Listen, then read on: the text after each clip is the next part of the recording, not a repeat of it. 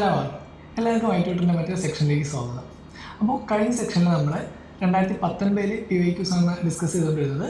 അപ്പോൾ 25 മുതൽ 50 വരെയുള്ള ക്വസ്റ്റ്യൻസാണ് നമ്മൾ കഴിഞ്ഞ ഡിസ്കസ് ചെയ്തത്. സോ ഇന്ന് നമ്മൾ നെക്സ്റ്റ് 51 മുതൽ 75 വരെയുള്ള ക്വസ്റ്റ്യൻസാണ് ഡിസ്കസ് ചെയ്യാൻ പോകുന്നത്. സോ ഡയറക്റ്റ് നമ്മൾ ക്വസ്റ്റ്യനിലേക്ക് പോകാം. 51. Consider the following statements about particularly vulnerable tribal groups, PVTGs, in India. First statement, PVTGs reside in 18 states and one union territory. Second statement, a stagnant or declining population is one of the criteria for determining PVTG status. Third statement, there are 95 particularly vulnerable tribal groups officially notified in the country so far. Next, fourth statement, irregular and Konda Reddy tribes are included in the list of PVTGs. അപ്പോൾ ഏതൊക്കെ സ്റ്റേറ്റ്മെൻറ്റാണ് ശരിയെന്നാണ് ചോദിച്ചേക്കുന്നത്. അപ്പോൾ എന്തൊക്കെയാണ് നോക്കി? First എന്ന് പറയുന്നതാണ് PVTGs reside in 18 states and 1 union territories. Okay, so particularly vulnerable tribal ഗ്രൂപ്പ്സിനെ പറ്റിയാണ് ചോദിച്ചേക്കുന്നത്. അപ്പോൾ ഫസ്റ്റ് സ്റ്റേറ്റ്മെൻറ്റ് എന്ന് പറയുന്നത് PVTGs 18 സ്റ്റേറ്റിലും അതുപോലെ 1 യൂണിയൻ ടെറിട്ടറീസും ഉണ്ടെന്നാണ് പറയുന്നത്. അപ്പോൾ ആ സ്റ്റേറ്റ്മെൻറ്റ് എന്താണ്? ശരിയായിട്ടുള്ള സ്റ്റേറ്റ്മെൻ്റ് ആണ്. കാരണം ഇതിനെപ്പറ്റി നമുക്ക് അറിഞ്ഞിരുന്നാലേ എഴുതാനായിട്ട് പറ്റത്തുള്ളൂ. സോ ആ സ്റ്റേറ്റ്മെൻറ്റ് ശരിയായിട്ടുള്ള സ്റ്റേറ്റ്മെൻ്റ് ആണ്. അപ്പോൾ എവിടെയൊക്കെയാണുള്ളത്? നമ്മുടെ ഇന്ത്യയിൽ 18 സ്റ്റേറ്റ്സിലും അതുപോലെ 1 യൂണിയൻ ടെറിട്ടറീസ്. ആ യൂണിയൻ ടെറിട്ടറി ഏതാണ്? ആൻഡമാൻ ആൻഡ് നിക്കോബാർ ആണ്. ആൻഡമാൻ ആൻഡ് നിക്കോബാർ. സോ അവിടെയാണ് ഇത് പർട്ടിക്കുലർലി വൾനറബിൾ ട്രൈബൽ ഗ്രൂപ്പ്സ് ഇന്ത്യയിലുള്ളത്. ദെൻ സെക്കൻഡ് സ്റ്റേറ്റ്മെൻറ്റ് പറയുന്നത് a stagnant or declining population is one of the criteria for determining PVTG status. അപ്പോൾ എന്താണ് ഒരു സ്റ്റാഗ്നന്റ് അല്ലെങ്കിൽ ഡിക്ലൈനിങ് പോപ്പുലേഷൻ? എന്താണ് ഈ PVTGസിന് അല്ലെങ്കിൽ PVTG സ്റ്റാറ്റസ് കിട്ടാനുള്ള ഒരു ക്രൈറ്റീരിയ എന്നാണ് പറഞ്ഞിരിക്കുന്നത്. സോ ആ ഒരു സ്റ്റേറ്റ്മെൻറ്റ് എന്താണ്? ശരിയാണ്. അത് നമുക്ക് ജസ്റ്റ് എന്താണ് കോമൺ സെൻസ് യൂസ് ചെയ്ത് എഴുതാവുന്നതാണ്. കാരണം എന്തായാലും എന്താണ് ഒരു ഡിക്ലൈനിങ് പോപ്പുലേഷൻ അതുപോലെ എന്താണ് സ്റ്റാഗ്നന്റ് പോപ്പുലേഷൻ ഇത് വരുമ്പോഴായിരിക്കും അത് അതിന് പർട്ടിക്കുലർലി വൾനറബിൾ എന്ന് പറയുന്നത്. സോ അതുകൊണ്ട് എന്താണ് ആ സ്റ്റേറ്റ്മെൻറ്റ് നമുക്ക് എന്തായാലും ശരിയാണെന്ന് എഴുതാം. സോ രണ്ടാമത്തെ സ്റ്റേറ്റ്മെൻറ്റ് ശരിയാകുമ്പോൾ നമുക്ക് ഏത് എലിമിനേറ്റ് ചെയ്യാൻ? ഡി എലിമിനേറ്റ് ചെയ്യാം. സോ നമുക്ക് പിന്നെ ഒന്നും ശരിയാണെന്ന് നമ്മൾ ഓൾറെഡി പറഞ്ഞു. സോ അതുകൊണ്ട് ബിയും എലിമിനേറ്റ് ചെയ്യാം. ദെൻ 1 2 3 ഉണ്ട്, 1 2 4 ഉണ്ട്. അപ്പോൾ 3 അല്ലെങ്കിൽ 4 ഇതിൽ ഏതോ ഒന്ന് മാത്രമാണ് ശരിയായിട്ടുള്ളത്. അപ്പോൾ നെക്സ്റ്റ് പറയുന്നതാണ് there are 95 PVTGs officially notified in the country so far. Okay, എത്രയാണ്? 95 PVTGs ഉണ്ടെന്നാണ് പറയുന്നത്. ഇതുവരെ 95 ഉണ്ടെന്നാണ് പറയുന്നത്. പക്ഷേ ഈ ഒരു സ്റ്റേറ്റ്മെൻറ്റ് എന്താണ്? തെറ്റാണ്. കാരണം 95 ഇല്ല, നമുക്ക് എത്രയാണ്? 75 ഒഫീഷ്യലി നോട്ടിഫൈഡ് ആയിട്ടേ ഉള്ളൂ. ഓക്കെ, PVTGs എത്രയാണ്? 75 ആണ്, 95 ഇല്ല. ഓക്കെ, സോ മൂന്നാമത്തെ സ്റ്റേറ്റ്മെൻറ്റ് തെറ്റാണ്. അപ്പോൾ നോർമലി എന്താണ്? നാലാമത്തെ സ്റ്റേറ്റ്മെൻറ്റ് ശരിയായിരിക്കും. കാരണം Irular and Konda Reddy tribes are included in the list of PVTGs. Okay, ഇരുളറും അതുപോലെ എന്താണ് കോണ്ടാ റെഡ്ഡി ട്രൈബ്സും എന്താണ് PVTGs ഇൻക്ലൂഡഡ് ആണ്. ഇരുളർ എവിടെ നിന്നുള്ളതാണ്? നമ്മുടെ തമിഴ്നാട് റീജിയനിലാണ് ഇരുളർ പറയുന്നത്. തമിഴ്നാട്. അതുപോലെ കോണ്ടാ റെഡ്ഡി എന്ന് പറയുമ്പോൾ എവിടെയായിരിക്കും? തെലങ്കാന റീജിയനാണ്. ഓക്കെ, സോ ആൻസർ വരുന്നത് ഏതായിരിക്കും? ആൻസർ ഓപ്ഷൻ സി ആണ് വരുന്നത്. 1 2 and 4 ആയിരിക്കും. ഓക്കെ, 1 2 and 4 ആണ് കറക്റ്റ് വരുന്നത്. ബാക്കിയെല്ലാം റോങ് ആൻസറാണ്. അപ്പോൾ നമുക്കറിയാം PVTGs എന്ന് പറയുന്നത് 18 സ്റ്റേറ്റ്സിലും ഒരു യൂണിയൻ ടെറിട്ടറീസിലുള്ളത്. ആ യൂണിയൻ ടെറിട്ടറി ആണ് ആൻഡമാൻ ആൻഡ് നിക്കോബാർ ഐലൻഡ് ആണ്. Then A stagnant or declining population is one of the criteria for determining PVTGs. Okay, ഇത് കൂടാതെ വേറെ ഏതൊക്കെയാണുള്ളത്? നമ്മൾ ഒന്ന് പറഞ്ഞ സ്റ്റാഗ്നന്റ് ഓർ ഡിക്ലൈനിങ് പോപ്പുലേഷൻ ആണ് പറഞ്ഞത്. ഇത് കൂടാതെ എക്സ്ട്രീംലി ലോ ലിറ്ററസി നമുക്ക് ഇവിടെ ആയിട്ട് എഴുതാം. Extremely low literacy. Then subsistence level of economy,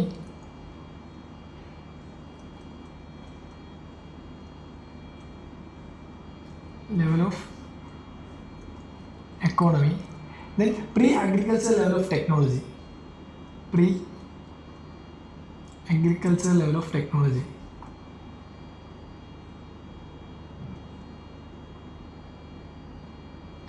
so ഇതൊക്കെയാണ് ഒരു ട്രൈബൽ ഗ്രൂപ്പ്സ് എന്താണ് PVTGs ആയിട്ട് കൺസിഡർ ചെയ്യാനുള്ള കാരണങ്ങൾ. Okay, so extremely low literacy ആയിരിക്കണം, സബ്സിസ്റ്റൻസ് ലെവൽ ഓഫ് എക്കണോമി ഉണ്ടായിരിക്കണം, ഒരു pre agriculture level of technologies ആയിരിക്കും ഇത് യൂസ് ചെയ്യുന്നത്. അല്ലെങ്കിൽ നമ്മളിവിടെ പറഞ്ഞ പോലെ എന്താണ് stagnant or declining population. Okay, so ഈ 4 ക്രൈറ്റീരിയ എന്താണ് PVTG സ്റ്റാറ്റസ് ഡിറ്റർമൈൻ ചെയ്യാനായിട്ട് യൂസ് ചെയ്യുന്നതാണ്.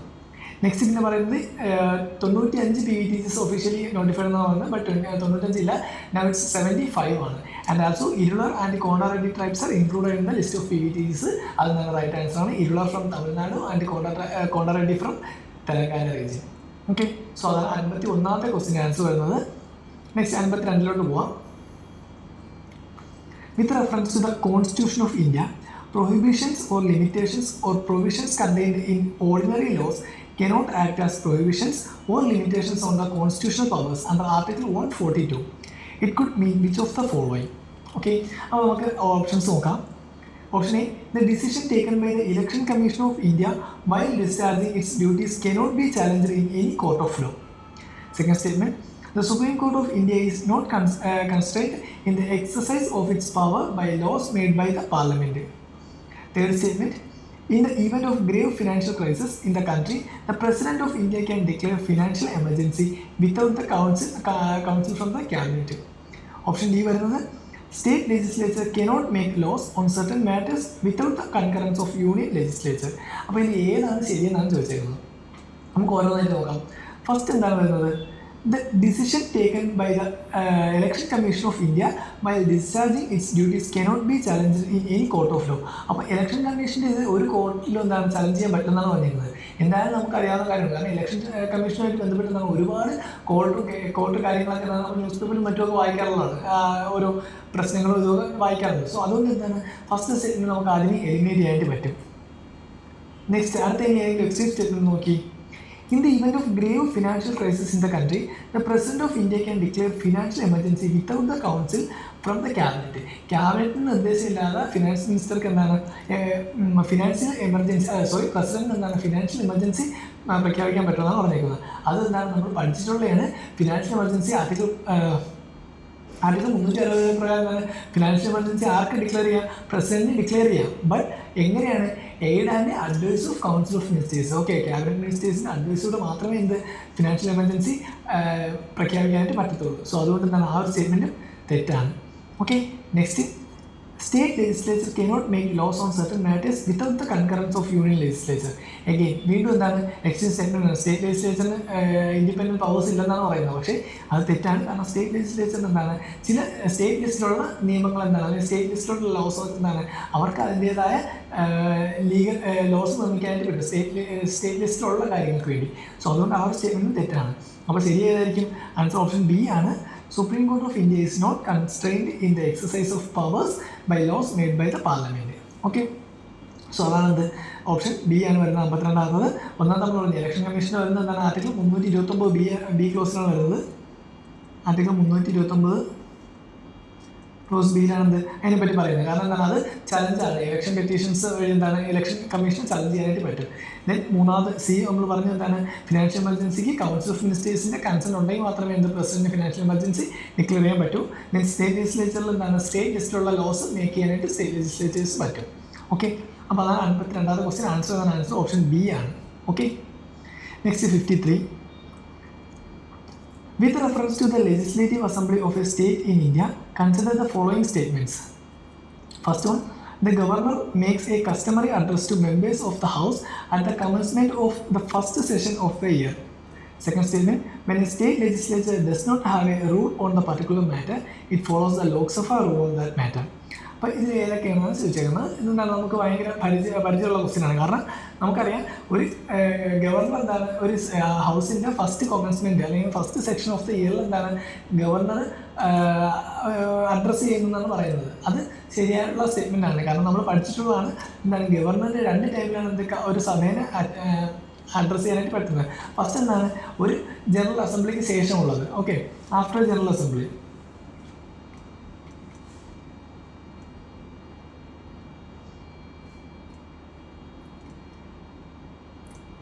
ആഫ്റ്റർ ജനറൽ അസംബ്ലി അതാണ് ഫസ്റ്റ് പറയുന്നത്. പിന്നീട് പറയുന്നത് എന്താണ് ഓരോ സെക്ഷനും എന്താണ് ഫസ്റ്റ് ഇയറിന് ശേഷമുള്ള ആദ്യത്തെ സെക്ഷൻ അവിടെ എന്താണ് ഗവർണറിനെ അഡ്രസ്സ് ചെയ്യാനായിട്ട് പറ്റും. സോ ഫസ്റ്റ് സ്റ്റേറ്റ്മെൻറ്റ് എന്താണ് ശരിയാണ് പറയുന്നത്. ഓക്കെ, സോ അതിനുള്ള ഗവർണറുടെ പവർ പറയുന്നത് ഏത് ആർട്ടിക്കിളാണ്? ആർട്ടിക്കിൾ 176 ക്ലോസ് 1ലാണ് എന്ത് ആ ഒരു കാര്യം പറയുന്നത്. ഗവർണറിന് അതിനുള്ള പവറുള്ളതായിട്ട് പറയുന്നത് എന്താണ് ആർട്ടിക്കിൾ 176 ക്ലോസ് 1ലാണ് പറയുന്നത്. ഇനി സെക്കൻഡ് സ്റ്റേറ്റ്മെൻറ്റ് പറയുന്നത് എന്താണ് when a state legislature does not have a rule on a particular matter. Okay, ഒരു പർട്ടിക്കുലർ മാറ്ററിൽ റൂൾസ് ഇല്ലെങ്കിൽ സ്റ്റേറ്റ് ലെജിസ്ലേറ്ററിൻ്റെ റൂൾസ് ഇല്ലെങ്കിൽ എന്താണ് it follows the Lok Sabha rule on that matter. എന്താണ് ലോക്സഭയുടെ റൂൾ ഫോളോ ചെയ്യുന്നതെന്ന് പറഞ്ഞേക്കുന്നത്. അത് എന്താണ് ശരിയാണ്. നോർമലി എന്താണ് article 208 of the 208. Okay, article 208 of constitution എന്താണ് പറയുന്നത്? അതായത് House of State Legislature to make rules of to regulating state legislature. Okay, അല്ലെങ്കിൽ സ്റ്റേറ്റിൽ മാറ്റേഴ്സ് എന്താണ് റെഗുലേറ്റ് ചെയ്യാനായിട്ട് സ്റ്റേറ്റിലെ പ്രൊസീജിയർ കാര്യങ്ങൾ കണ്ടക്ട് ചെയ്യാനായിട്ട് സ്റ്റേറ്റ് ലെജിസ്ലേച്ചറിന് എന്താണ് പവർ കൊടുക്കുന്നതാണ് ആർട്ടിക്കിൾ 208 പറയുന്നത്. പക്ഷേ when state legislature does not have a specific rule, okay, ഒരു സ്പെസിഫിക് റൂൾ ഇല്ലെങ്കിൽ എന്താണ് ദേ ഹാവ് ടു എന്താണ് follow the Lok Sabha rule. Okay, അവർക്ക് എന്താണ് ലോക്സഭ റൂൾസ് ഫോളോ ചെയ്യാനായിട്ട് പറ്റും. സോ അതാണ് സെക്കൻഡ് സ്റ്റേറ്റ്മെൻറ്റ് പറയുന്നത്. അപ്പോൾ അത് എന്താണ് റൈറ്റ് ആയിട്ടുള്ള ആൻസറാണ്. അപ്പോൾ ആൻസർ വരുന്നത് എന്താണ്, ആൻസർ രണ്ട് സ്റ്റേറ്റ്മെൻറ്റ് ശരിയാണ്, ബോത്ത് 1 and 2 ആയിരിക്കും. അതൊരു സിമ്പിൾ ക്വസ്റ്റ്യൻ ആണ്, നമുക്ക് ഈസി ആയിട്ട് എന്താണ് ആൻസർ കണ്ടെത്താനായിട്ട് പറ്റും. Next 54, the United Nations convention against corruption UNCAC has a protocol against the smuggling of migrants by land, sea and air. Second one, the UNCAC is the ever first legally binding global anti-corruption instrument. Third statement, a highlight of the United Nations Convention Against Transnational Organized Crimes, UNTOC, is the inclusion of a specific chapter aimed at returning assets to their rightful owners from whom they have been taken illicitly. Fourth statement, the UN Office on Drugs and Crime, UNODC, is mandated by its member states to assist in the implementation of both the UNCAC and the UNTOC. അപ്പോൾ ഇതിൽ ഏതൊക്കെയാണ് സ്റ്റേറ്റ്മെൻറ്റാണ് ശരിയെന്നാണ് ചോദിച്ചത്. അപ്പോൾ ചോദിച്ചത് എന്താണ്, UNCACയെ പറ്റിയും UNTOCയെ പറ്റിയുള്ള ക്വസ്റ്റ്യനാണ് ചോദിച്ചത്. അതായത് യുണൈറ്റഡ് നേഷൻസ് കൺവെൻഷൻ എഗെയിൻസ്റ്റ് കറപ്ഷനും അതുപോലെ United Nations convention against transnational organised ക്രൈംസും. ഓക്കെ, അപ്പോൾ ഇതിൽ ഏതൊക്കെയാണ് ശരിയെന്നാണ് ചോദിച്ചേക്കുന്നത്. ഓക്കെ, അപ്പോൾ നമുക്ക് നോക്കാം. ഫസ്റ്റ് സ്റ്റേറ്റ്മെൻറ്റ് പറയുന്നതാണ്, United Nations Convention Against Corruption has a protocol against the smuggling of migrants by land, sea and air. Okay, ഇവിടെ പറയുന്നത് UNCACയെ പറ്റിയാണ് പറയുന്നത്. പക്ഷേ എന്താണ് ഇത് ഇൻ്റർചേഞ്ച് ചെയ്താണ് അവിടെ തന്നേക്കുന്നത്. ഇവിടെ വരുന്നത് ഏതാണ്, UNTOC ആണ്. ഓക്കെ, ഫസ്റ്റ് സ്റ്റേറ്റ്മെൻറ്റ് തെറ്റാണ്. വരുന്നത് ഏതാണ്, UNTOC ആണ്. അതായത് United Nations convention against transnational organised crimes ആണ് ഏതിൽ വരുന്നത്, ഫസ്റ്റ് വരുന്നത്. അതിലാണ് protocol against the smuggling of migrants by land, sea and air വരുന്നത്. ഓക്കെ, സോ അതെന്താണ് മാറ്റിയാണ് വന്നേക്കുന്നത്. അപ്പോൾ ഇതിന് പകരം ഇവിടെ വരുന്നത് UNTOC ആണ്. Next, the UNCAC is the first ever legally binding global anti corruption instrument എന്നാണ് പറഞ്ഞേക്കുന്നത്. ആ സ്റ്റേറ്റ്മെൻറ്റ് എന്താണ് ശരിയായിട്ടുള്ള സ്റ്റേറ്റ്മെൻറ്റ് നമ്മൾ പറഞ്ഞു. ഓക്കെ, സോ സെക്കൻഡ് സ്റ്റേറ്റ്മെൻറ്റ് ശരിയാണ്. അപ്പോൾ സെക്കൻഡ് സ്റ്റേറ്റ്മെൻറ്റ് ശരിയാകുമ്പോൾ ഓപ്ഷൻ എ നമുക്ക് എലിമിനേറ്റ് ചെയ്യാനായിട്ട് പറ്റും. അതുപോലെ ഫസ്റ്റ് സ്റ്റേറ്റ്മെൻറ്റ് റോങ് ആണെന്ന് പറഞ്ഞു. സോ ഓപ്ഷൻ ഡി എന്താണ് അതിൽ എലിമിനേറ്റ് ചെയ്യാം. പിന്നെ നമുക്ക് ഓപ്ഷൻ ഡിയും ഉണ്ട്, സിയും ഉണ്ട്. 2, 3, 4, 2 and 4. സോ 2, 4 എന്തായാലും കോമൺ ആയിട്ടുള്ളതാണ്, രണ്ടിലും ഉണ്ട്. നെക്സ്റ്റ് 3 നോക്കാം.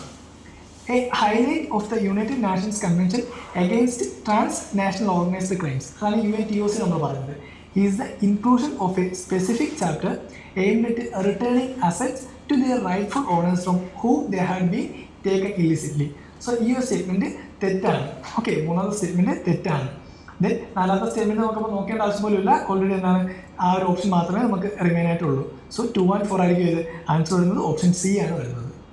ഓക്കെ, അതാണ് 54th question. Next 55. As per the recent amendments to the Indian forest act 1927, forest dwellers have the right to fell the bamboos grown on forest areas. Second statement, as per the Scheduled Tribes and Other Traditional Forest Dwellers Recognition of Forest Rights Act 2006, bamboo is a minor forest produce. Next, third statement, the Scheduled Tribes and Other Traditional Forest Dwellers Recognition of Forest Rights Act 2006 allows ownership of minor forest produce to forest dwellers. അപ്പോൾ ഇത് ഏതൊക്കെ സ്റ്റേറ്റ്മെൻറ്റാണ് ശരിയെന്നാണ് ചോദിച്ചിരിക്കുന്നത്. First statement നോക്കി, as per recent amendments to the forest act 1927. So ഇത് 2019 question ആണ്. അപ്പോൾ ആ ടൈമിലുണ്ടായിരുന്ന അമെൻഡ്മെൻറ്റ്സിനെ പറ്റിയാണ് പറയുന്നത്. So as per the recent amendment to the forest act 1927, the forest dwellers have the right to fell the bamboos grown on forest areas. ഈ ഒരു statement എന്താണ് തെറ്റാണ്. കാരണം 2017 ഇതിനൊരു അമെൻഡ്മെൻറ്റ് വന്നിട്ടുണ്ട്. ഇതിപ്പോൾ 2019 ക്വസ്റ്റ്യൻ ആണ്. സോ 2017 അമെൻഡ്മെൻറ്റ് വന്നിട്ടുണ്ട്. അതായത് the 2017 amendment to the Indian forest act 1927, അതായത് 1927 ഇന്ത്യൻ ഫോറസ്റ്റ് ആക്ടിൽ എന്താണ് 2017 അമെൻഡ്മെൻറ്റ് വന്നു. അത് പ്രകാരം എന്താണ്, removed bamboo from the definition of trees only for bamboo grown in non forest areas. അപ്പോൾ നോൺ ഫോറസ്റ്റ് ഏരിയയിൽ ബാംബു ഗ്രോൺ ചെയ്യുന്നെങ്കിൽ എന്താണ് അതിന് ട്രീ എന്നുള്ള ലിസ്റ്റിൽ നിന്ന് മാറ്റിയിട്ടുണ്ട്. ബട്ട് ഫോറസ്റ്റ് ഏരിയാസിലാണെങ്കിൽ എന്താണ് അതിനെ സ്റ്റിൽ ട്രീ ആയിട്ടാണ് കൺസിഡർ ചെയ്യുന്നത്. ഓക്കെ, സോ ഫോറസ്റ്റ് ഏരിയാസിൽ ഫോറസ്റ്റ് വരുമ്പോൾ എന്താണ് അത് ട്രീ ആണ് വരുന്നത്, ബാംബു. നോൺ ഫോറസ്റ്റ് ആണെങ്കിൽ നോട്ട് ട്രീ. ഓക്കെ, സോ ഇത് 2017 വന്ന ഒരു മെയിനായിട്ടുള്ള അമെൻമെൻ്റ് ആണ്. അത് ഫോറസ്റ്റ് പ്ലേസിലാണ് ബാമ്പു വളരുന്നതെങ്കിൽ അതെന്താണ് സ്റ്റിൽ ട്രീ ആയിട്ട് തന്നെ കൺസിഡർ ചെയ്യുന്നു. ബട്ട് നോൺ ഫോറസ്റ്റ് ഏരിയയിലാണെങ്കിൽ എന്താണ് അതിനെ ട്രീ ആയിട്ട് കൺസിഡർ ചെയ്യുന്നില്ല. അതുകൂടാതെ അപ്പോൾ എന്താണ് ഇതിൽ പറയുന്നത്, forest dwellers have the right to fell the bamboo grown on forest area എന്ന് പറയുന്നത്. സോ ഫോറസ്റ്റ് ഏരിയയിൽ വളർന്ന ട്രീ ആണ്, അതുകൊണ്ട് എന്താണ് അതിനെ ഫെല്ല് ചെയ്യാനുള്ള അല്ലെങ്കിൽ അതിനെ കട്ട് ചെയ്യാനുള്ള ആ റൈറ്റ്സ് അവർക്കില്ല. ഓക്കെ, ഫോറസ്റ്റ് ഡ്വല്ലേഴ്സിന് എന്താണ് ട്രീ കട്ട് ചെയ്യാനുള്ള റൈറ്റ്സ് ഇല്ല. കാരണം അതെന്താണ് ഫോറസ്റ്റിലാണ് ബാമ്പു ഉള്ളെങ്കിൽ അതിനെ ട്രീ ആയിട്ടാണ് കൺസിഡർ ചെയ്യുന്നത്. സോ ഫോറസ്റ്റ് ഏരിയയിൽ നിന്നാണ് അതിനെ കട്ട് ചെയ്യാനുള്ള റൈറ്റ്സ് ആ ഫോറസ്റ്റ് ഡ്വല്ലേഴ്സിന് ഇല്ല. സോ അതുകൊണ്ട് എന്താണ് ഫസ്റ്റ് സ്റ്റേറ്റ്മെൻറ്റ് റോങ് ആവും. ഒന്ന് റോങ് ആകുമ്പോൾ തന്നെ നമുക്ക് ഓപ്ഷൻ എയും ഓപ്ഷൻ ഡിയും എലിമിനേറ്റ് ചെയ്യാം. ഇത് option B 2 and 3 only, option C 3 only. അപ്പോൾ 3 എന്തായാലും ശരിയായിട്ടുള്ള സ്റ്റേറ്റ്മെൻ്റ് ആണെന്ന് മനസ്സിലാവും. അതായത് എന്താണ് 3 പറയുന്നത്, the scheduled tribes and other traditional forest dwellers recognition of forest rights act 2006 allows ownership of minor forest produce to forest dwellers. Okay, minor forest produce എന്താണ് forest ഡ്വല്ലേഴ്സിന് അതിൻ്റെ ഓണർഷിപ്പ് കൊടുത്തിട്ടുണ്ട്. ഓക്കെ, മൈനർ ഫോറസ്റ്റ് പ്രൊഡ്യൂസിന്. So അതാണ് മൂന്നാമത് പറയുന്നത്. അതായത് the FRA 2006 എന്ത് ഗ്രാൻഡ് ചെയ്യുന്നുണ്ട്? It grant forest dwellers the right of ownership, access and collect use and dispose minor forest produce. Okay, minor ആണ് പറയുന്നത്, മൈനർ ഫോറസ്റ്റ് പ്രൊഡ്യൂസ്. സോ ആ സ്റ്റേറ്റ്മെൻറ്റ് എന്താണ് ശരിയാണ്. ഇനി സെക്കൻഡ് സ്റ്റേറ്റ്മെൻറ്റ് നോക്കി, as per the scheduled tribes and other traditional forest dwellers recognition of forest rights. അതാണ് FRA 2006 നമ്മൾ പറയുന്നത്. Bamboo is a minor forest producer. ബാമ്പുവിന് എന്താണ് മൈനർ ഫോറസ്റ്റ് പ്രൊഡ്യൂസ് ആയിട്ടാണ് കൺസിഡർ ചെയ്തിരിക്കുന്നത്. ഓക്കെ, ആ സ്റ്റേറ്റ്മെൻറ്റ് ശരിയാണ്. കാരണം ബാമ്പു എന്താണ് FRA 2006 പ്രകാരം ബാമ്പു ഒരു മൈനർ ഫോറസ്റ്റ് പ്രൊഡ്യൂസാണ്. സോ സെക്കൻഡ് സ്റ്റേറ്റ്മെൻറ്റും റൈറ്റ് ആണ്. സോ ആൻസർ വരുന്ന ഏതാണ്? ആൻസർ ഓപ്ഷൻ ബി ആയിരിക്കും, 2 and 3 ഓൺലി ആയിരിക്കും. ഒന്ന് നമ്മൾ പറഞ്ഞു ബാമ്പുവിനെ ഫോറസ്റ്റ് ഏരിയയിലാണ് അതിനെ കൾട്ടിവേഷൻ ചെയ്യുന്നതെങ്കിൽ അത് ട്രീ ആയിട്ട് കൺസിഡർ ചെയ്യുന്നുണ്ട്. സോ അതുകൊണ്ട് എന്താണ് അവിടെ നിന്ന് ട്രീ കട്ട് ചെയ്യാനായിട്ട് പറ്റുന്നില്ല. സോ നെക്സ്റ്റ് പറഞ്ഞത് നോൺ ഫോറസ്റ്റ് ഏരിയയിലാണെങ്കിൽ എന്താണ് അതിന് ട്രീ ആയിട്ട് കൺസിഡർ ചെയ്യുന്നില്ല. ദെൻ സെക്കൻഡ് പറയുന്നത് FRA 2006 പ്രകാരം ബാമ്പു ഒരു മൈനർ ഫോറസ്റ്റ് പ്രൊഡ്യൂസ് ആണ്. ആൻഡ് ഫൈനലി മൈനർ ഫോറസ്റ്റ് പ്രൊഡ്യൂസിന് FRA 2006 പ്രകാരം എന്താണ് ഫോറസ്റ്റ് ഡ്വല്ലേഴ്സിന് അതിൽ ഓണർഷിപ്പ് റൈറ്റ് എടുക്കാം. അതുപോലെ എന്താണ് അത് അതിൻ്റെ they have the access to collect, use and dispose of minor forest producers. Okay, so അതാണ് 55ാമത്തെ ക്വസ്റ്റ്യൻ പറയുന്നത്. ആൻസർ ഓപ്ഷൻ ബി ആണ്, 2 and 3 ഓൺലി ആയിരിക്കും. Next 56, which article of the constitution of India safeguards one's right to marry the persons of one's choice. Okay, easy ആയിട്ടുള്ള question ആണ്. കാരണം right to marry the persons of one's choice നമുക്ക് ഓപ്ഷൻ്റെ ആവശ്യമില്ല. കാരണം ഏതായിരിക്കും? Article 21 ആണ്. നമുക്കറിയാം റൈറ്റ് ടു ഫ്രീഡം വരുന്ന ഏതിലാണ്, അല്ലെങ്കിൽ right to life and personal liberty വരുന്ന ഏതാണ്? Article 21 right to life and personal liberty. Okay, so ഇതിനൊരു കേസ് സ്റ്റഡി ഉണ്ടായിട്ടുണ്ട്. അതായത് 2018 റീസെൻ്റായിട്ട് 2018 Shafin Jahan versus Asokan K M. Okay, ഈ കേസിനെ അറിയപ്പെടുന്നത് എന്താണ്? ഹാഡിയ കേസ് എന്നാണ് അറിയപ്പെടുന്നത്. ഹാഡിയ കേസ്. സോ ഈ കേസിൽ എന്താണ് സുപ്രീം കോടതി പറഞ്ഞത്? എന്താണ്? Right to marry a persons of one's choices a part of article 21 അല്ലെങ്കിൽ എന്താണ് ഫണ്ടമെന്റൽ റൈറ്റ്സിൽ പാർട്ടാണ് ഏത്? റൈറ്റ് ടു മാരി എന്ന് പറയുന്നത്. ഓക്കെ, ഒരാളുടെ ഇഷ്ടത്തിനനുസരിച്ച് കല്യാണം കഴിക്കുക എന്നത് എന്താണ്? ആർട്ടിക്കിൾ 21 ഇൻക്ലൂഡ് ആണ്. ഓക്കെ, റൈറ്റ് ടു മാരി എന്നത് right to life and personal ലിബർട്ടിയിൽ ഇൻക്ലൂഡ് ആണ്. ഓക്കെ, ഈ ബാക്കി ഓപ്ഷൻസ് നമുക്ക് നോക്കിയാൽ ആർട്ടിക്കിൾ 19 എന്താണ് പറയുന്നത്? നമുക്കറിയാവുന്നത് റൈറ്റ് ടു ഫ്രീഡം എന്ന് പറയുന്നത്. അതിൽ 6 റൈറ്റ്സ് ആണ് ഇതിൽ പറയുന്നത്. ഏതൊക്കെയാണ്? Right to speech and expression, then freedom of assembly, then freedom to form associations, then freedom of movement, freedom of residence, then finally freedom of profession. Okay, ഇഷ്ടപ്പെട്ട ജോലി തിരഞ്ഞെടുക്കാം. സോ ഇതാണ് ആർട്ടിക്കിൾ 19 വരുന്നത്. then 25 നമുക്കറിയാം റിലീജിയസ് ഫ്രീഡം ആയി വരുന്നത്. then 29 വരുന്നത് എന്താണ്? Protect the interest of minorities regarding the distinct language, script or culture. Okay, മൈനോറിറ്റീസിനുള്ള ഫ്രീഡം ആർട്ടിക്കിൾ 29 വരുന്നത്. സോ അതൊന്നുമല്ല, ആൻസർ വരുന്നതാണ്. ആൻസർ ഓപ്ഷൻ ബി ആണ്, ആർട്ടിക്കിൾ 21 ആണ് വരുന്നത്. സോ നെക്സ്റ്റ് ക്വസ്റ്റ്യൻ 57 ആണ്. Consider the following statements. According to the Indian Patents Act, a biological process to create a seed can be patented in India. Second statement, in India, there is no intellectual property appellate board. Third statement, plant varieties are not eligible to be patented in India. അപ്പോൾ ഇതിൽ ഏത് സ്റ്റേറ്റ്മെൻറ്റാണ് ശരിയെന്നാണ് ചോദിച്ചേക്കുന്നത്. അപ്പോൾ നമുക്കതിൽ common ആയിട്ട് ഒരു option ശരിയാണ്, കാരണം എല്ലാത്തിലും എന്താണ് മൂന്നെന്നുള്ള ഓപ്ഷൻ ഉണ്ട്. സോ മൂന്നാമത്തെ സ്റ്റേറ്റ്മെൻറ്റ് എന്തായാലും ശരിയായിരിക്കും, കാരണം plant varieties are not eligible to be patented in India. Okay, അതപ്പോൾ ശരിയായിട്ടുള്ള സ്റ്റേറ്റ്മെൻ്റ് ആണ്. നെക്സ്റ്റ് ഫസ്റ്റ് സ്റ്റേറ്റ്മെൻറ്റ് നോക്കി. According to the Indian patents act a biological process to create a seed can be patented in India. Okay, അതായത് ഒരു സീഡിൻ്റെ biological process of a seed, okay, അല്ലെങ്കിൽ ഒരു seed create ചെയ്യുന്നത്, biological process of creating A സീഡിന് എന്താണ് ഇന്ത്യയിൽ പേറ്റൻ്റായി consider ചെയ്യുന്നതാണ് പറഞ്ഞേക്കുന്നത്. അപ്പോൾ ഈ ഒരു സ്റ്റേറ്റ്മെൻറ്റ് നമുക്ക് അറിഞ്ഞിരുന്നാൽ മാത്രമേ ആൻസർ എഴുതാൻ പറ്റുള്ളൂ. ഇതെന്താണ് തെറ്റായിട്ടുള്ള സ്റ്റേറ്റ്മെൻ്റ് ആണ്. കാരണം ഇന്ത്യയിൽ എന്താണ് ബയോളജിക്കൽ പ്രോസസ്സ് വരുന്ന എന്തായാലും, അതിപ്പോൾ സീഡിന് പ്ലാന്റ്സിൻ്റെ കാര്യമായാലും അനിമൽസിൻ്റെ കാര്യമായാലും എന്താണ് ബയോളജിക്കൽ പ്രോസസ്സുമായിട്ട് റിലേറ്റ് വരുന്ന ഒന്നും എന്താണ് നമുക്ക് പേറ്റൻറ്റിൽ ഇൻക്ലൂഡ് ചെയ്യാനായിട്ട് പറ്റത്തില്ല. ഓക്കെ, നമ്മൾ സിംപ്ലി ആലോചിച്ചാൽ മതി എന്തായിരിക്കും, അതൊരു ബയോളജിക്കൽ പ്രോസസ്സ് വഴി വരുന്നതാണ്. അപ്പോൾ അത് പേറ്റൻ്റ് ആയിട്ട് എന്താണ് ഇൻക്ലൂഡ് ചെയ്യാനായിട്ട് സാധിക്കത്തില്ല. So in India biological process for the production or propagation of plants and animals they are not considered invention and therefore can be patented in India. Okay, so അതിനെന്താണ് ഇൻവെൻഷനായിട്ട് കൺസിഡർ ചെയ്യാനായിട്ട് പറ്റില്ല, കാരണം it's A biological process വഴി വരുന്നതുകൊണ്ട് അതിനെ നമുക്ക് ഇൻവെൻഷനായിട്ട് consider ചെയ്യാനായിട്ട് സാധിക്കത്തില്ല. സോ അതുകൊണ്ട് തന്നെ എന്താണ് അതിന് പേറ്റൻറ്റ് കൊടുക്കാനും പറ്റത്തില്ല. സോ ഫസ്റ്റ് സ്റ്റേറ്റ്മെൻറ്റ് എന്താണ് റോങ് ആണ്. ഫസ്റ്റ് സ്റ്റേറ്റ്മെൻറ്റ് റോങ് ആകുമ്പോൾ നമുക്ക് ഓപ്ഷൻ എയും അതുപോലെ ഓപ്ഷൻ ഡിയും എലിമിനേറ്റ് ചെയ്യാം. നെക്സ്റ്റ് സെക്കൻഡ് സ്റ്റേറ്റ്മെൻറ്റ് പറയുന്നത് എന്താണ്, in India there is no intellectual property appellate board എന്നാണ് പറയുന്നത്. അവർ എക്സ്ട്രീം സ്റ്റേറ്റ്മെൻ്റ് ആണ്. ആൻഡ് ആൾസോ ക്വസ്റ്റ്യൻ നോക്കാം 2019 ഇത് ചോദിച്ചിട്ടുള്ളത്. സോ അന്നത്തെ ഒരു ദിവസം എന്താണ് ഈ ആൻസർ തെറ്റാണ്, കാരണം ഇന്ത്യയിൽ എന്താണ് there is no intellectual property appellate board എന്ന് പറയുന്നത് തെറ്റായിട്ടുള്ള സ്റ്റേറ്റ്മെൻ്റ് ആണ്. കാരണം ഇന്ത്യയിൽ അപ്പലേറ്റ് ബോഡി ഉണ്ടായിരുന്നു, അതായത് ഇൻ്റലക്ച്വൽ പ്രോപ്പർട്ടി അപ്പലേറ്റ് ബോഡി എന്ന് പറയുന്നത് IPAB. സോ അതെന്താണ് ഒരു ഫങ്ഷനിങ് ബോഡി ആയിരുന്നു ഇന്ത്യയിൽ. സോ അത് ഉണ്ടായിരുന്നു. പക്ഷേ ഇപ്പോൾ ഈ ഒരു ടൈമിലാണ് 2026 ഈ ഒരു ക്വസ്റ്റ്യൻ ചോദിക്കുന്നത് എന്താണ് ഈ ഒരു സ്റ്റേറ്റ്മെൻറ്റ് ശരിയാണ്, കാരണം 2021 ഈ ട്രിബ്യൂണൽസിന് എന്താണ് ഈ ട്രിബ്യൂണൽ റിഫോംസ് ആക്ട് വഴി എന്താണ് ഈ ഒരു അപ്പലേറ്റ് ബോഡി അബോളിഷ് ചെയ്തു. Okay, so it was abolished in 2021 by ഏതാണ് tribunal reforms act.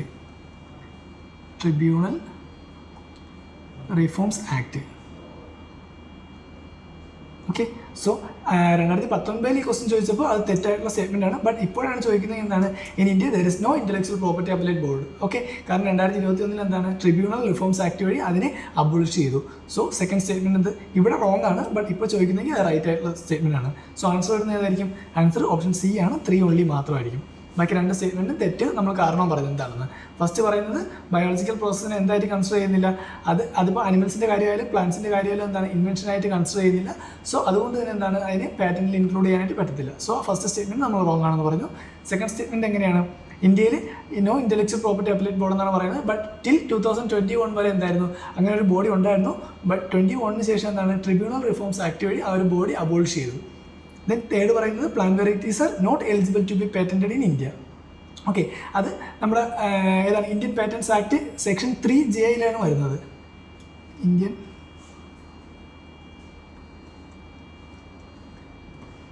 പേറ്റൻറ്റ്സ് act section 3J. So 3J എന്താണ് പറയുന്നത്, plant varieties are not eligible to be patented in India. Okay, plant varieties എന്താണ് ഇന്ത്യയിൽ patent ചെയ്യാനായിട്ട് പറ്റത്തില്ല എന്നാണ് അതിൽ പറഞ്ഞേക്കുന്നത്. ഓക്കെ, ഇതിന് പകരം നമ്മൾ പ്ലാന്റ് വെറൈറ്റീസ് സപ്പോർട്ട് ചെയ്യാനായിട്ട് വേറൊരു ആക്ട് ഉണ്ട്, അതാണ് protection of plant varieties and farmers right. Protection of plant varieties and farmers right act. അത് 2001 ആ ആക്ട് കൊണ്ടുവന്നത്. സോ 2001. സോ പ്ലാന്റ് വെറൈറ്റീസിനെയൊക്കെ പ്രൊട്ടക്ട് ചെയ്യാനായിട്ട് protection of plant varieties and farmers rights act ഉണ്ട്, അത് 2001 കൊണ്ടുവന്നതാണ്. ബട്ട് ഇന്ത്യൻ പാറ്റൻറ്റ്സ് ആക്ട് പ്രകാരം എന്താണ് സെക്ഷൻ 3J പറയുന്നത് പ്ലാന്റ് വെറൈറ്റീസിന് എന്താണ് പാറ്റൻറ്റിൽ ഇൻക്ലൂഡ് ചെയ്യാനായിട്ട് പറ്റത്തില്ല എന്നാണ് പറയുന്നത്. So they are not eligible to include in the patent എന്നാണ് പറയുന്നത്. സോ ആൻസർ വരുന്നത് ഓപ്ഷൻ സി ആണ്, 3 ഓൺലി മാത്രമായിരിക്കും. Next 58. Consider the following statements.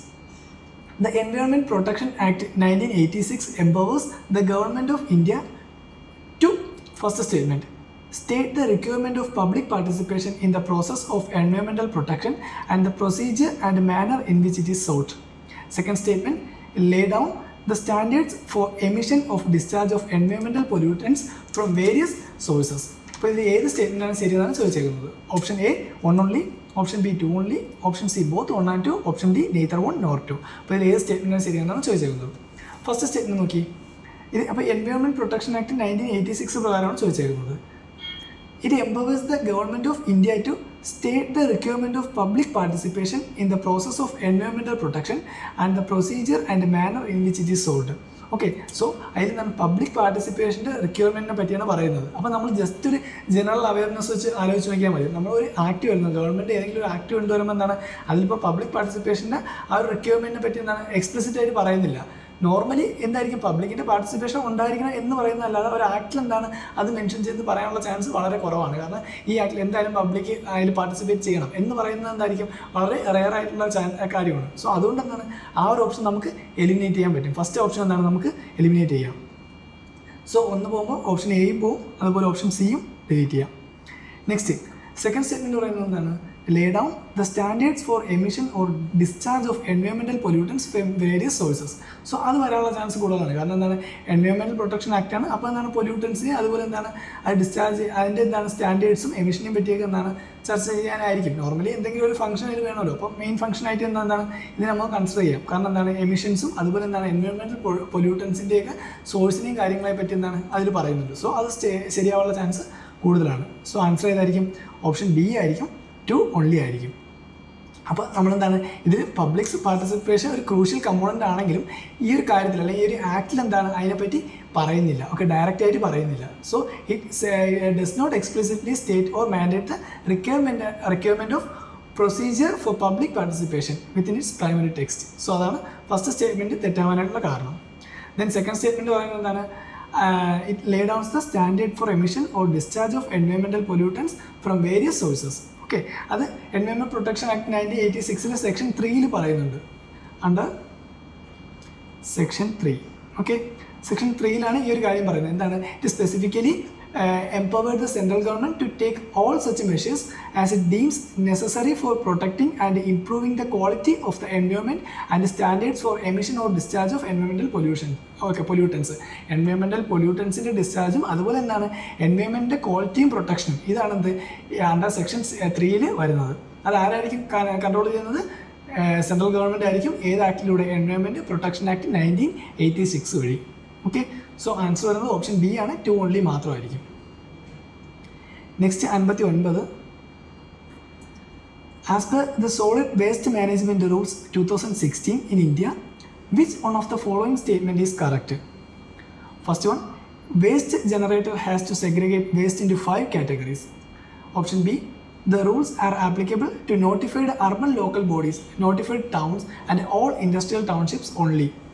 Option C, the rules provide for exact and elaborate criteria for the identification of sites for landfills and waste processing facilities. Option D, it is mandatory on the part of waste generator that the waste generated in one district cannot be moved to another district.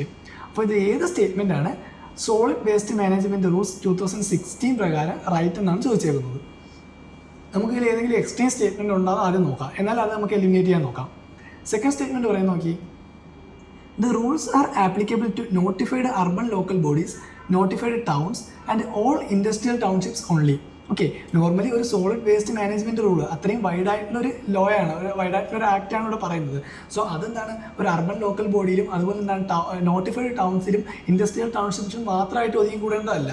So waste management വരുമ്പോൾ എന്താണ് അത് കുറച്ചും കൂടി അതിനൊരു വൈഡറായിട്ടുള്ള ഒരു region വേണം. So ഇവിടെ പറയുന്നത് എന്താണ് അർബൻ ലോക്കൽ ബോഡീസിലും നോട്ടിഫൈഡ് ടൗൺസിലും ഇൻഡസ്ട്രിയൽ ടൗൺഷിപ്പിലും മാത്രമേ ഉള്ളതെന്നാണ് പറഞ്ഞേക്കുന്നത്. സോ അതൊരു എക്സ്ട്രീം സ്റ്റേറ്റ്മെൻ്റ് ആണ്. അപ്പോൾ നമുക്ക് എന്താണ് അത് ആദ്യമേ എലിമിനേറ്റ് ചെയ്യാം. സോ ഓപ്ഷൻ ബി നമ്മൾ എലിമിനേറ്റ് ചെയ്തു. പിന്നെ പറയുന്നത് എന്താണ്? It is mandatory on the part of waste generator that the waste generator in one district cannot be move to another district. Okay, അതായത് ഒരു ഡിസ്ട്രിക്റ്റിലെ വേസ്റ്റ് എന്താണ് മറ്റൊരു ഡിസ്ട്രിക്റ്റിലേക്ക് മൂവ് ചെയ്യാൻ പറ്റത്തില്ല എന്നാണ് പറഞ്ഞിരിക്കുന്നത്. അത് എന്താണ് എക്സ്ട്രീം സ്റ്റേറ്റ്മെൻ്റ് ആണ്. കാരണം ഒരു ഡിസ്ട്രിക്റ്റിൽ മാത്രമായിട്ട് എന്താണ് ഇപ്പോൾ ചില ഡിസ്ട്രിക്റ്റിലൊന്നും എന്തായിരിക്കും അത് അഫോർഡ് ചെയ്യാനായിട്ട് പറ്റത്തില്ല. ഒരു വേസ്റ്റ് പ്ലാന്റോ അല്ലെങ്കിൽ വേസ്റ്റ് മാനേജ്മെൻറ്റ് സിസ്റ്റം ഒന്നും എന്താണ് ചില ഡിസ്ട്രിക്റ്റിൽ അഫോർഡ് ചെയ്യാനായിട്ട് പറ്റത്തില്ല. സോ ഡിസ്ട്രിക്റ്റ് ബേസ് ആയിട്ടുള്ള ഒരു ക്ലാസിഫിക്കേഷൻ ഇവിടെ ഇല്ല. കാരണം ചില ഡിസ്ട്രിക്റ്റിൻ്റെ ഇപ്പോൾ എന്താണ് വേസ്റ്റ് ജനറേറ്റ് ചെയ്യുന്നതായാലും അതിനെന്താണ് ഇല്ലാതാക്കുന്നതായാലും പല ഡിസ്ട്രിക്റ്റിനും അല്ലെങ്കിൽ പല പ്ലേസിനും എന്തായിരിക്കും ഡിഫറെൻറ്റ് കാര്യങ്ങളായിരിക്കും അതിൽ വരുന്നത്. സോ അതുകൊണ്ട് തന്നെ എന്താണ് വൺ ഡിസ്ട്രിക്റ്റിൽ നിന്ന് അനദർ ഡിസ്ട്രിക്റ്റിലോട്ട് മൂവ് ചെയ്യാൻ പറ്റില്ല എന്ന് പറയുന്നത് എന്താണ് ഒരു എക്സ്ട്രീം സ്റ്റേറ്റ്മെൻ്റ് ആണ്. സോ അതും നമുക്ക് എലിമിനേറ്റ് ചെയ്യാനായിട്ട് പറ്റും. പിന്നെ നമുക്കുള്ള 2 സ്റ്റേറ്റ്മെൻ്റ് ആണ്. Waste generator has to segregate waste in to 5 categories. Then C പറയുന്നത് the rules provide for exact and elaborate criteria for the identification of sites for landfills and waste processing facilities. So ഏറ്റവും accurate ആയിട്ട് വരുന്നത് എന്തായിരിക്കും? നമുക്ക് ഈ രണ്ട് സ്റ്റേറ്റ്മെൻറ്റുള്ളിൽ accurate ആയിട്ട് വരുന്നത് ഏതായിരിക്കും? ഓപ്ഷൻ സി തന്നെയായിരിക്കും. കാരണം rules provide for exact and elaborate criteria for the identification of sites for landfills and waste processing facilities. അതിനെ പറ്റിയാണ് എന്ത് ഓപ്ഷൻ സി പറയുന്നത്, മൂന്നാമത്തെ സ്റ്റേറ്റ്മെൻറ്റ് പറയുന്നത്. അതിൻ്റെ റൂൾസിൻ്റെ കാര്യങ്ങളാണ് പറയുന്നത്. ഫസ്റ്റ് സ്റ്റേറ്റ്മെൻറ്റ് പറയുന്നത് എന്താണ്? Waste generator has to segregate waste into 5 categories. 5 categories ആയിട്ട് സെഗ്രിഗേറ്റ് ചെയ്യുന്നതാണ് പറയുന്നത്. ആ ഒരു സ്റ്റേറ്റ്മെൻറ്റ് എന്താണ്? തെറ്റാണ്. കാരണം 5 കാറ്റഗറീസ് അല്ല, 3 കാറ്റഗറീസ് മാത്രമേ ഉള്ളൂ. ഏതൊക്കെയാണ് 3 കാറ്റഗറീസ് എന്ന് പറയുന്നത്? ഫസ്റ്റ് വൺ പറയുന്നത് മുകളിലായിട്ട് എഴുതാം, ബയോഡീഗ്രേഡബിൾ. ഫസ്റ്റ് വരുന്നത് ബയോഡീഗ്രേഡബിൾ വേസ്റ്റ് ആണ്. ദെൻ സെക്കൻഡ് വരുന്നത് ഏതാണ്? ഡ്രൈ വേസ്റ്റ് ആണ്. ഡ്രൈ വേസ്റ്റ് എന്ന് പറഞ്ഞാൽ നമുക്ക് എന്താണ്? പേപ്പർ, പ്ലാസ്റ്റിക്, അതുപോലുള്ള മെറ്റൽസ്, ഇതെല്ലാം എന്ത് ഡ്രൈ വേസ്റ്റിൽ വരുന്നത്. ദെൻ തേർഡ് വരുന്നത് എന്തായിരിക്കും? Normally domestic hazardous waste. Domestic hazardous waste. So അതാണ് തേർഡ് വരുന്നത്. അപ്പോൾ first biodegradable waste, second dry waste, then third domestic hazardous waste. Domestic hazardous waste എന്ന് പറയുമ്പോൾ നമ്മളിപ്പോൾ ക്ലീനിങ് ഏജൻറ്റ് അല്ലെങ്കിൽ ഡയപ്പേഴ്സ്, നാപ്കിൻസ്, അങ്ങനത്തെ ഐറ്റംസ് ഒക്കെയാണ് ഡൊമസ്റ്റിക് ഹസാഡസ് വേസ്റ്റിൽ വരുന്നത്. സോ 3 വേസ്റ്റാണ് അതിൽ വരുന്നത്. ഇതിൽ 5 കാറ്റഗറീസ് ആക്കി മാറ്റാമെന്നാണ് പറഞ്ഞിരിക്കുന്നത്. ബട്ട് 5 കാറ്റഗറിയല്ല, 3 കാറ്റഗറിയാണ്. First category biodegradable, second one dry, then third പറയുന്നത് ഡൊമസ്റ്റിക് ഹസാഡസ് വേസ്റ്റിനെ പറ്റിയാണ് പറയുന്നത്. അപ്പോൾ ഫസ്റ്റ് സ്റ്റേറ്റ്മെൻറ്റും റോങ് ആണ്. അപ്പോൾ ആൻസർ വരുന്നത് എന്താണ്? ഓപ്ഷൻ സി ആണ് ആൻസർ വരുന്നത്. ഓക്കെ, സോ സെക്കൻഡ് സ്റ്റേറ്റ്മെൻറ്റ് തെറ്റാൻ കാരണം എന്താണ്? ഇതിൽ പറയുന്നത് the rules are applicable to notified urban local bodies, notified towns and all industrial townships എന്ന് മാത്രമാണ് പറയുന്നത്. പക്ഷേ അങ്ങനെയല്ല, അവിടെ എന്താണ് കുറച്ചും കൂടി ഒരു വൈഡർ ജൂറിസ്ഡിക്ഷൻ അതിൽ വരുന്നുണ്ട്. അതെന്താണ്? ഫോർ എക്സാമ്പിൾ നോട്ടിഫൈഡ് ഇൻഡസ്ട്രിയൽ ടൗൺഷിപ്പിൽ വരുന്നുണ്ട്. Then area under the control of Indian railways, airports, ports, harbours, അങ്ങനെ എന്താണ് ഗവൺമെൻറ് അണ്ടറിലുള്ള ഒട്ടുമിക്ക എല്ലായിടത്തും എന്താണ് ഈ ഒരു റൂൾ ആപ്ലിക്കബിൾ ആവുന്നുണ്ട്. അതുകൂടാതെ സ്റ്റേറ്റ് ഗവൺമെൻറ്, സെൻട്രൽ ഗവൺമെൻറ്, എല്ലാ ഓർഗനൈസേഷൻസിലും. ദെൻ ഇതുകൂടാതെ എന്താണ് റിലീജിയസ് പ്ലേസുകളിൽ, ഹിസ്റ്റോറിക്കൽ കൾച്ചറൽ വാല്യൂ ഉള്ള പ്ലേസുകളിൽ, ഇവിടെ എല്ലാം എന്താണ് ഈ ഒരു റൂള്, അതായത് solid waste management rule applicable ആണ്. അതുകൊണ്ട് എന്താണ് ഒരു വൈഡർ റേഞ്ച് ഓഫ് ആപ്ലിക്കേഷനാണ് ഈ റൂളിനുള്ളത്. അല്ലാതെ നോട്ടിഫൈഡ് ആയിട്ടുള്ള കുറച്ച് സ്ഥലങ്ങളിൽ മാത്രമായിരിക്കത്തില്ല. അതുകൊണ്ടാണ് സെക്കൻഡ് സ്റ്റേറ്റ്മെൻറ്റ് റോങ് ആയത്. ദെൻ തേർഡ് സ്റ്റേറ്റ്മെൻറ്റ് പറയുന്നത് എന്താണ്? അത് ഒരു ഡിസ്ട്രിക്റ്റിലെയും മറ്റൊരു ഡിസ്ട്രിക്റ്റിലെയും മൂവ് ചെയ്യാൻ പറ്റണമെന്നാണ് പറയുന്നത്. പക്ഷേ ഇവരെന്താണ് റീജിയണൽ സാനിറ്ററി ലാൻഡ്ഫിൽസിനെ എൻകറേജ് ചെയ്യുകയാണ് ചെയ്യുന്നത്. Okay, so the rule encourage regional sanitary landfills for clusters of local bodies to improve efficiency. So അതിൻ്റെ എഫിഷ്യൻസി ഇംപ്രൂവ് ചെയ്യാനായിട്ട് എന്താണ് ഇവർ ഈ ഒരു റീജിയണൽ സാനിറ്ററി ലാൻഡ്ഫിൽസ് എന്നുള്ള ആ ഒരു പ്രോസസ്സിന് എന്താണ്, അല്ലെങ്കിൽ ഈ ഒരു പദ്ധതി, അതായത് ഡിസ്ട്രിക്ട് ടു ഡിസ്ട്രിക്റ്റ് ആയാലും മൂവ് ചെയ്യാനായിട്ട് പറ്റും എന്നുള്ള പ്രോസസ്സിന് എന്താണ് അവർ എൻകറേജ് ചെയ്യുകയാണ് ചെയ്യുന്നത്. സോ അതുവഴി എന്താണ് മോർ എഫിഷ്യൻസി ക്രിയേറ്റ് ചെയ്യാനായിട്ട് സാധിക്കും.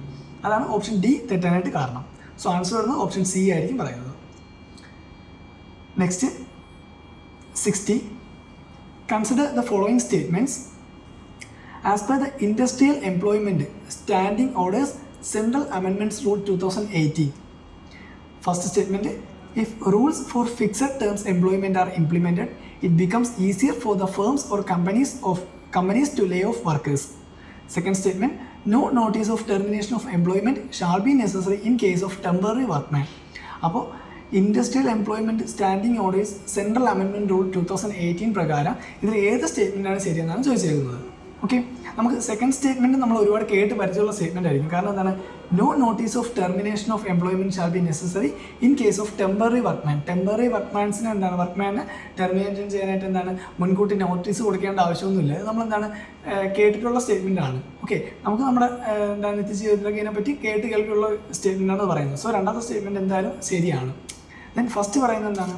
If rules for fixed time employment are implemented, it becomes easier for the firms or companies to lay off workers. So ഈ ഒരു സ്റ്റേറ്റ്മെൻറ്റ് എന്താണ് ശരിയാണ്. അപ്പോൾ ഈ ഒരു ആക്ടിനെ പറ്റി നമുക്ക് അറിഞ്ഞാൽ രണ്ട് സ്റ്റേറ്റ്മെൻറ്റ് ശരിയാണ്. ഇപ്പോൾ രണ്ടാമത്തെ സ്റ്റേറ്റ്മെൻറ്റ് നമുക്ക് നോർമൽ നമ്മുടെ ഒരു ജനറൽ അവയർനെസ് വെച്ച് കിട്ടും. ബട്ട് ഫസ്റ്റ് സ്റ്റേറ്റ്മെൻറ്റ് എന്താണ് അറിഞ്ഞിരുന്നാലേ പറ്റൂ. കാരണം ഈ ഒരു ആക്ട് 2018 ഉണ്ടായിരുന്നതാണ്, കറണ്ട് അഫയേഴ്സ് റിലേറ്റഡ് ആണ്. അപ്പോൾ അതായത് as per the industrial employment standing orders central amendment റൂൾസിനെ പറ്റിയാണ് പറയുന്നത്. So, government has notified fixed term employment for all sectors through an amendment. ആ അമെൻമെൻ്റ് ആണ് എന്ത് നമ്മൾ ഇപ്പോൾ പറഞ്ഞ ഈ ഇൻഡസ്ട്രിയൽ എംപ്ലോയ്മെൻറ്റ് അമെൻമെൻറ്റ് റൂൾസ് 2018 പറയുന്നത്. സോ അത് പ്രകാരം എന്താണ് no notice of termination of employment shall be necessary in case of temporary workman. അപ്പോൾ ഈ രണ്ട് സ്റ്റേറ്റ്മെൻറ്റ് എന്താണ് ശരിയാണ്. അപ്പോൾ ആൻസർ വരുന്ന ഏതായിരിക്കും? ഓപ്ഷൻ സി വരുന്നു, ബോത്ത് 1 and 2 ആയിരിക്കും. ഓക്കെ, അപ്പോൾ ഇത് കറണ്ട് അഫയേഴ്സ് റിലേറ്റഡ് ആയിട്ടുള്ള ക്വസ്റ്റ്യൻ ആണ്. Industrial employment standing order central amendment rules എന്താണെന്ന് അറിഞ്ഞാൽ നമുക്ക് ആൻസർ എഴുതാനായിട്ട് പറ്റത്തുള്ളൂ. Next 61. The service area approach was implemented under the purview of option A, Integrated Rural Development Program, option B, Lead Bank Scheme, option C, Mahatma Gandhi National Rural Employment Guarantee Scheme, option D, National Skill Development Mission. So the service area അപ്രോച്ചിനെ പറ്റിയാണ് ചോദിച്ചിരിക്കുന്നത്. അത് ഏതുമായിട്ട് related ആയിട്ടാണ് ചോദിച്ചിരിക്കുന്നത് service area approach. നമ്മൾ ഇടയ്ക്കിടയ്ക്ക് എന്താണ് ന്യൂസിലൊക്കെ കേൾക്കുന്ന ഒരു കാര്യമാണ് ഏത് സർവീസ് ഏരിയ അപ്രോച്ച്. അത് ഏതുമായിട്ട് ബന്ധപ്പെട്ടാണ്? ലീഡ് ബാങ്ക് സ്കീമുമായിട്ട് റിലേറ്റഡ് ആയിട്ടുള്ളതാണ്. Okay, so service area approach അല്ലെങ്കിൽ SAA എന്ന് പറയുന്നത് എന്താണ്? ഇത് RBI 1989 ഇൻട്രൊഡ്യൂസ് ചെയ്ത ഒരു സ്കീമാണ്. ഇൻട്രൊഡ്യൂസ്ഡ് ബൈ RBI ആണ്. RBI ഏതാണ് ഇയർ? 1989 ഇൻട്രൊഡ്യൂസ് ചെയ്തതാണ് as a modified version of lead bank scheme. Okay, lead bank സ്കീമിൻ്റെ ഒരു മോഡിഫൈഡ് വെർഷനാണ് ഏതെന്ന് പറയുന്നത് സർവീസ് ഏരിയ അപ്രോച്ച് എന്ന് പറയുന്നത്. അപ്പം RBI 1989 ലീഡ് ബാങ്ക് സ്കീമിൻ്റെ ഒരു മോഡിഫൈഡ് വെർഷനാണ് ഏതെന്ന് പറയുന്നത് സർവീസ് ഏരിയ അപ്രോച്ച് എന്ന് പറയുന്നത്. ഓക്കെ, അപ്പോൾ അതിൻ്റെ ഒബ്ജക്റ്റീവ് എന്താണ്? പ്രത്യേകിച്ച് ഒന്നുമല്ല, to improve the quality of planned semi urban and rural lending. Okay, improve the quality of planned semi urban and rural lending. Okay, so ഇത് പ്രകാരം എന്താണ് ഇപ്പോൾ സെമി അർബൻ ഏരിയയിൽ എന്താണ് സർവീസ് ഏരിയ എന്ന് പറഞ്ഞ് കുറച്ച് സ്പെസിഫിക് ആയിട്ട് കുറച്ച് പ്ലേസ് എന്താണ് മാറ്റിയിട്ടേക്കും. ആ സർവീസ് ഏരിയയിൽ എത്ര വരുന്നുണ്ട്? ഏകദേശം ഒരു 15-25 വില്ലേജോളം, 15 മുതൽ 25 വില്ലേജോളം ഈ സർവീസ് ഏരിയയിൽ അണ്ടറിൽ വരുന്നുണ്ട്. ഓക്കെ, അതായത് ഒരു ക്ലസ്റ്റർ ഓഫ് വില്ലേജ് എന്നാണ് ഈ സർവീസ് ഏരിയയിൽ അണ്ടറിൽ വരുന്നുണ്ട്. അതാണ് ലീഡ് ബാങ്ക് സ്കീമിൽ വരുന്നത്. അതായത് അതിൻ്റെ ഒരു പുതിയ പേരാണ് എന്ന് പറയുന്നത് സർവീസ് ഏരിയ അപ്രോച്ച് എന്ന് പറയുന്നത്. So, under this approach, each individual bank branch in rural or semi-urban area is designed to a specific service area. ആ സർവീസ് ഏരിയ എന്ന് പറയുന്നത് എന്താണ്? ഒരു ക്ലസ്റ്റർ ഓഫ് വില്ലേജസ് ആയിരിക്കും. ടിപ്പിക്കലി ഒരു 15 to 25 വില്ലേജസ് എന്നായിരിക്കും ഈ സർവീസ് ഏരിയയിൽ വരുന്നുണ്ടായിരിക്കും. സോ അവിടെ എന്താണ് ലെൻഡിങ് എളുപ്പമാക്കാനും അതുപോലെ quality of planned semi urban rural lending അതാണ് അതിൻ്റെ എയിം വരുന്നത് തന്നെ. അപ്പോൾ എന്താണ് ആ ഒരു അത്ര റീജിയനിൽ മാത്രമായിട്ട് ലെൻഡിങ് നോക്കുമ്പോൾ എന്തായിരിക്കും അതിൻ്റെ എഫിഷ്യൻസി കുറച്ചും കൂടെ കൂടുതലായിരിക്കും. ഓക്കെ, കാരണം ഒരു 15 മുതൽ 25 വില്ലേജുകൾ മാത്രമേ ഇവർ കൺസിഡർ ചെയ്യുന്നുള്ളൂ. സോ അതുകൊണ്ട് എന്താണ് എഫിഷ്യൻസി കുറവായിരിക്കും. വില്ലേജുകളുടെ എണ്ണം കുറഞ്ഞു വരുമ്പോൾ എന്താണ് അവിടുത്തെ എഫിഷ്യൻസി കൂടുതലായിരിക്കും. കൂടുതൽ വില്ലേജസ് എന്താണ് കറക്റ്റായിട്ട് കാര്യങ്ങൾ നടക്കും. സോ അതാണ് ലീഡ് ബാങ്ക് സ്കീം പറയുന്നത്. ഇൻട്രൊഡ്യൂസ് ചെയ്ത ആരാണ്? RBI ആണ്. 1989 ഇൻട്രൊഡ്യൂസ് ചെയ്തിരിക്കുന്നത്. സോ എയിം നമ്മൾ പറഞ്ഞു, അതിൻ്റെ ഒബ്ജക്റ്റീവ് പറഞ്ഞു, to improve the quality of planned semi urban and rural lending. Okay, so അതാണ് 61. Next 62. With reference to the management of minor minerals in India consider the following statements. First statement, sand is a minor mineral according to the prevailing law in the country. Second statement, state governments have the power to grant mining leases of minor minerals, but the powers regarding the formation of rules related to the grant of minor minerals lies within the central government. Next, third statement പറയുന്നത്, state governments have the power to frame rules to prevent illegal mining of minor minerals. So minor minerals എന്ന് വന്നാൽ തന്നെ നമുക്കറിയാം എന്തായിരിക്കും അതിൻ്റെ complete authority ആരുടെ കയ്യിലായിരിക്കും? State ഗവൺമെൻറ്റിൻ്റെ കീഴിലാണ്. സെൻട്രൽ ഗവൺമെൻറ് കൂടുതൽ നോക്കുന്നത് അല്ലെങ്കിൽ സെൻട്രൽ ഗവൺമെൻറ്റിൻ്റെ അണ്ടറിൽ വരുന്നത് മേജർ മിനറൽസിൻ്റെയാണ്. അപ്പോൾ ആ ഒരു കൺസെപ്റ്റ് നമുക്ക് അറിയാമെങ്കിൽ തന്നെ ഇതിൻ്റെ ആൻസർ നമുക്ക് ഈസി ആയിട്ട് കണ്ടുപിടിക്കാം. സോ ഫസ്റ്റ് എന്താണ് പറയുന്നത്? Sand is a minor mineral according to the prevailing law in the country. Okay, in case ആ ഒരു സ്റ്റേറ്റ്മെൻറ്റ് അറിഞ്ഞുകൊണ്ടെങ്കിൽ നമുക്ക് നെക്സ്റ്റിലോട്ട് പോകാം. State governments have the power to grant mining leases of minor minerals, but the powers regarding the formation of rules related to the grant of minor minerals lies with the central government. അപ്പോൾ എന്താണ് minor മിനറൽസിൻ്റെ എന്തിനു വേണ്ടിയുള്ള ഫോർമേഷനുള്ള rules ആരാണ് പറയുന്നത്? Central ഗവൺമെൻറ്റാണ് പറയുന്നതാണ് പറഞ്ഞേക്കുന്നത്. അപ്പോൾ നമ്മൾ ഓൾറെഡി പറഞ്ഞു മൈനർ മിനറൽസുമായിട്ട് ബന്ധപ്പെട്ട് എന്ത് കാര്യം ഉണ്ടെങ്കിലും അത് ആരുടെ അണ്ടറിലാണ്? സ്റ്റേറ്റ് ഗവൺമെൻറ്റിൻ്റെ അണ്ടറിലാണ്. സോ അതുകൊണ്ട് എന്താണ് സെക്കൻഡ് സ്റ്റേറ്റ്മെൻറ്റ് ആദ്യമേ നമുക്ക് റോങ് ആണെന്ന് മനസ്സിലാവും. അപ്പോൾ സെക്കൻഡ് സ്റ്റേറ്റ്മെൻറ്റ് റോങ് ആയ ഏതൊക്കെ ആൻസർ എലിമിനേറ്റ് ചെയ്യാം? ഓപ്ഷൻ ബിയും എലിമിനേറ്റ് ചെയ്യാം, ഓപ്ഷൻ ഡിയും എലിമിനേറ്റ് ചെയ്യാം. ദെൻ കോമൺ ആയിട്ട് 3 ഓൺലി 3 എന്തായാലും ഉണ്ട്. കാരണം എന്താണ് state governments have the power to frame rules to prevent illegal mining of minor minerals. Okay, again state ഗവൺമെൻറ്റ്സിനാണ് ആ ഒരു പവർ ഉണ്ടെന്ന് നമ്മൾ പറഞ്ഞു. സോ മൂന്നാമത്തെ സ്റ്റേറ്റ്മെൻറ്റ് എന്താണ്? നോർമലി ശരിയാണ്. ഇനി ഫസ്റ്റ് സ്റ്റേറ്റ്മെൻറ്റ് പറയുന്നത് എന്താണ്? Sand is a minor mineral according to the prevailing law in the country. Okay, sand ഒരു മൈനർ മിനറൽ ആണെന്നാണ് പറയുന്നത്. അത് എന്താണ്? ശരിയാണ്. ഓക്കെ, അതായത് സാൻഡ്, ഗ്രേവല്, ക്ലേ ഇതുപോലുള്ള ബിൽഡിംഗ് സ്റ്റോൺസ് ഇതെല്ലാം എന്താണ്? മൈനർ മിനറലിന് എക്സാമ്പിളാണ്. ഫസ്റ്റ് സ്റ്റേറ്റ്മെൻറ്റും ശരിയാണ്.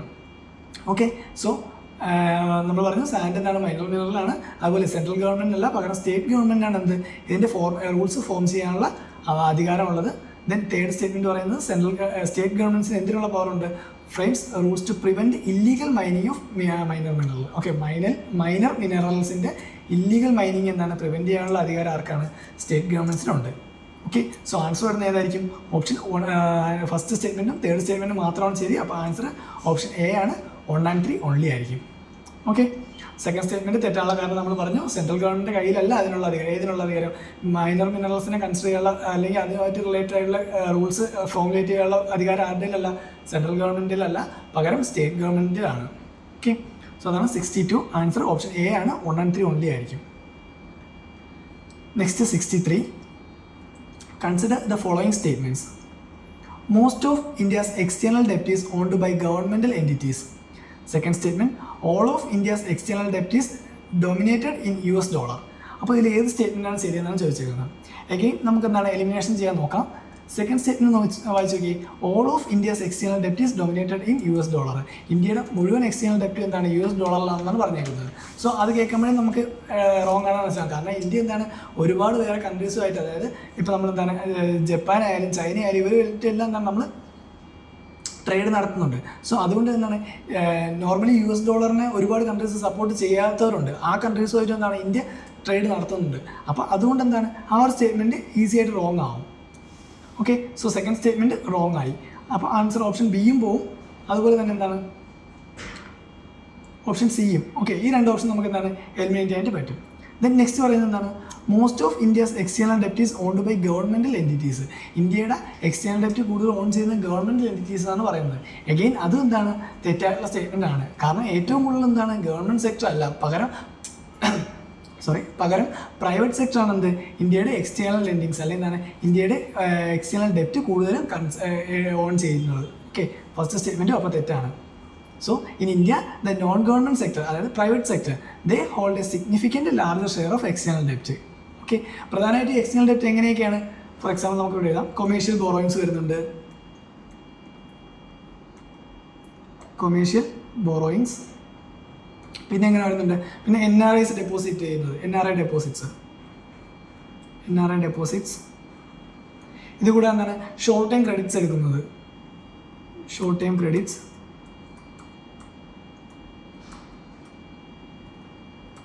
സോ ഇതൊക്കെ എന്താണ്? ഇതൊക്കെ ഇന്ത്യയുടെ എക്സ്റ്റേണൽ ഡെപ്റ്റിന് കാരണമാകുന്നതാണ്. അപ്പോൾ ഇതെല്ലാം മേജറായിട്ട് ആരാണ് കൊണ്ടുവരുന്നത്? പബ്ലിക് സെക്ടേഴ്സാണ് കൊണ്ടുവരുന്നത്. കാരണം ഗവൺമെൻറ് എൻറ്റിറ്റീസിനെക്കാട്ടിയും കൂടുതൽ പബ്ലിക് സെക്ടേഴ്സാണ് ഇത് കൊണ്ടുവരുന്നത്. ഗവൺമെൻറ് ഡെപ്റ്റ് ഏകദേശം <25% മാത്രമാണ് ഉള്ളത്.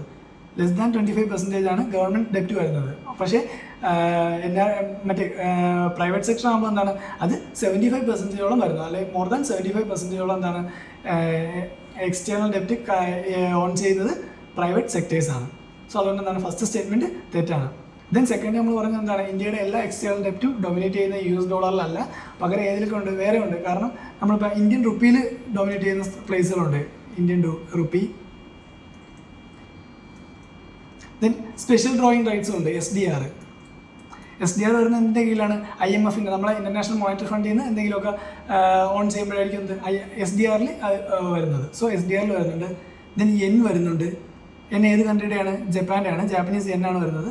ദെൻ യൂറോയും വരുന്നുണ്ട്. സോ ഇതെല്ലാം എന്താണ് ഡോളർ കൂടാതെ ഇന്ത്യ എക്സ്റ്റേണൽ ഡെപ്റ്റ് ഡിനോമിനേറ്റ് ചെയ്യുന്ന മറ്റ് മാർഗങ്ങളാണ്. സോ രണ്ട് സ്റ്റേറ്റ്മെൻറ്റും റോങ് ആയിരിക്കും. ആൻസർ വരുന്നത് ഏതായിരിക്കും?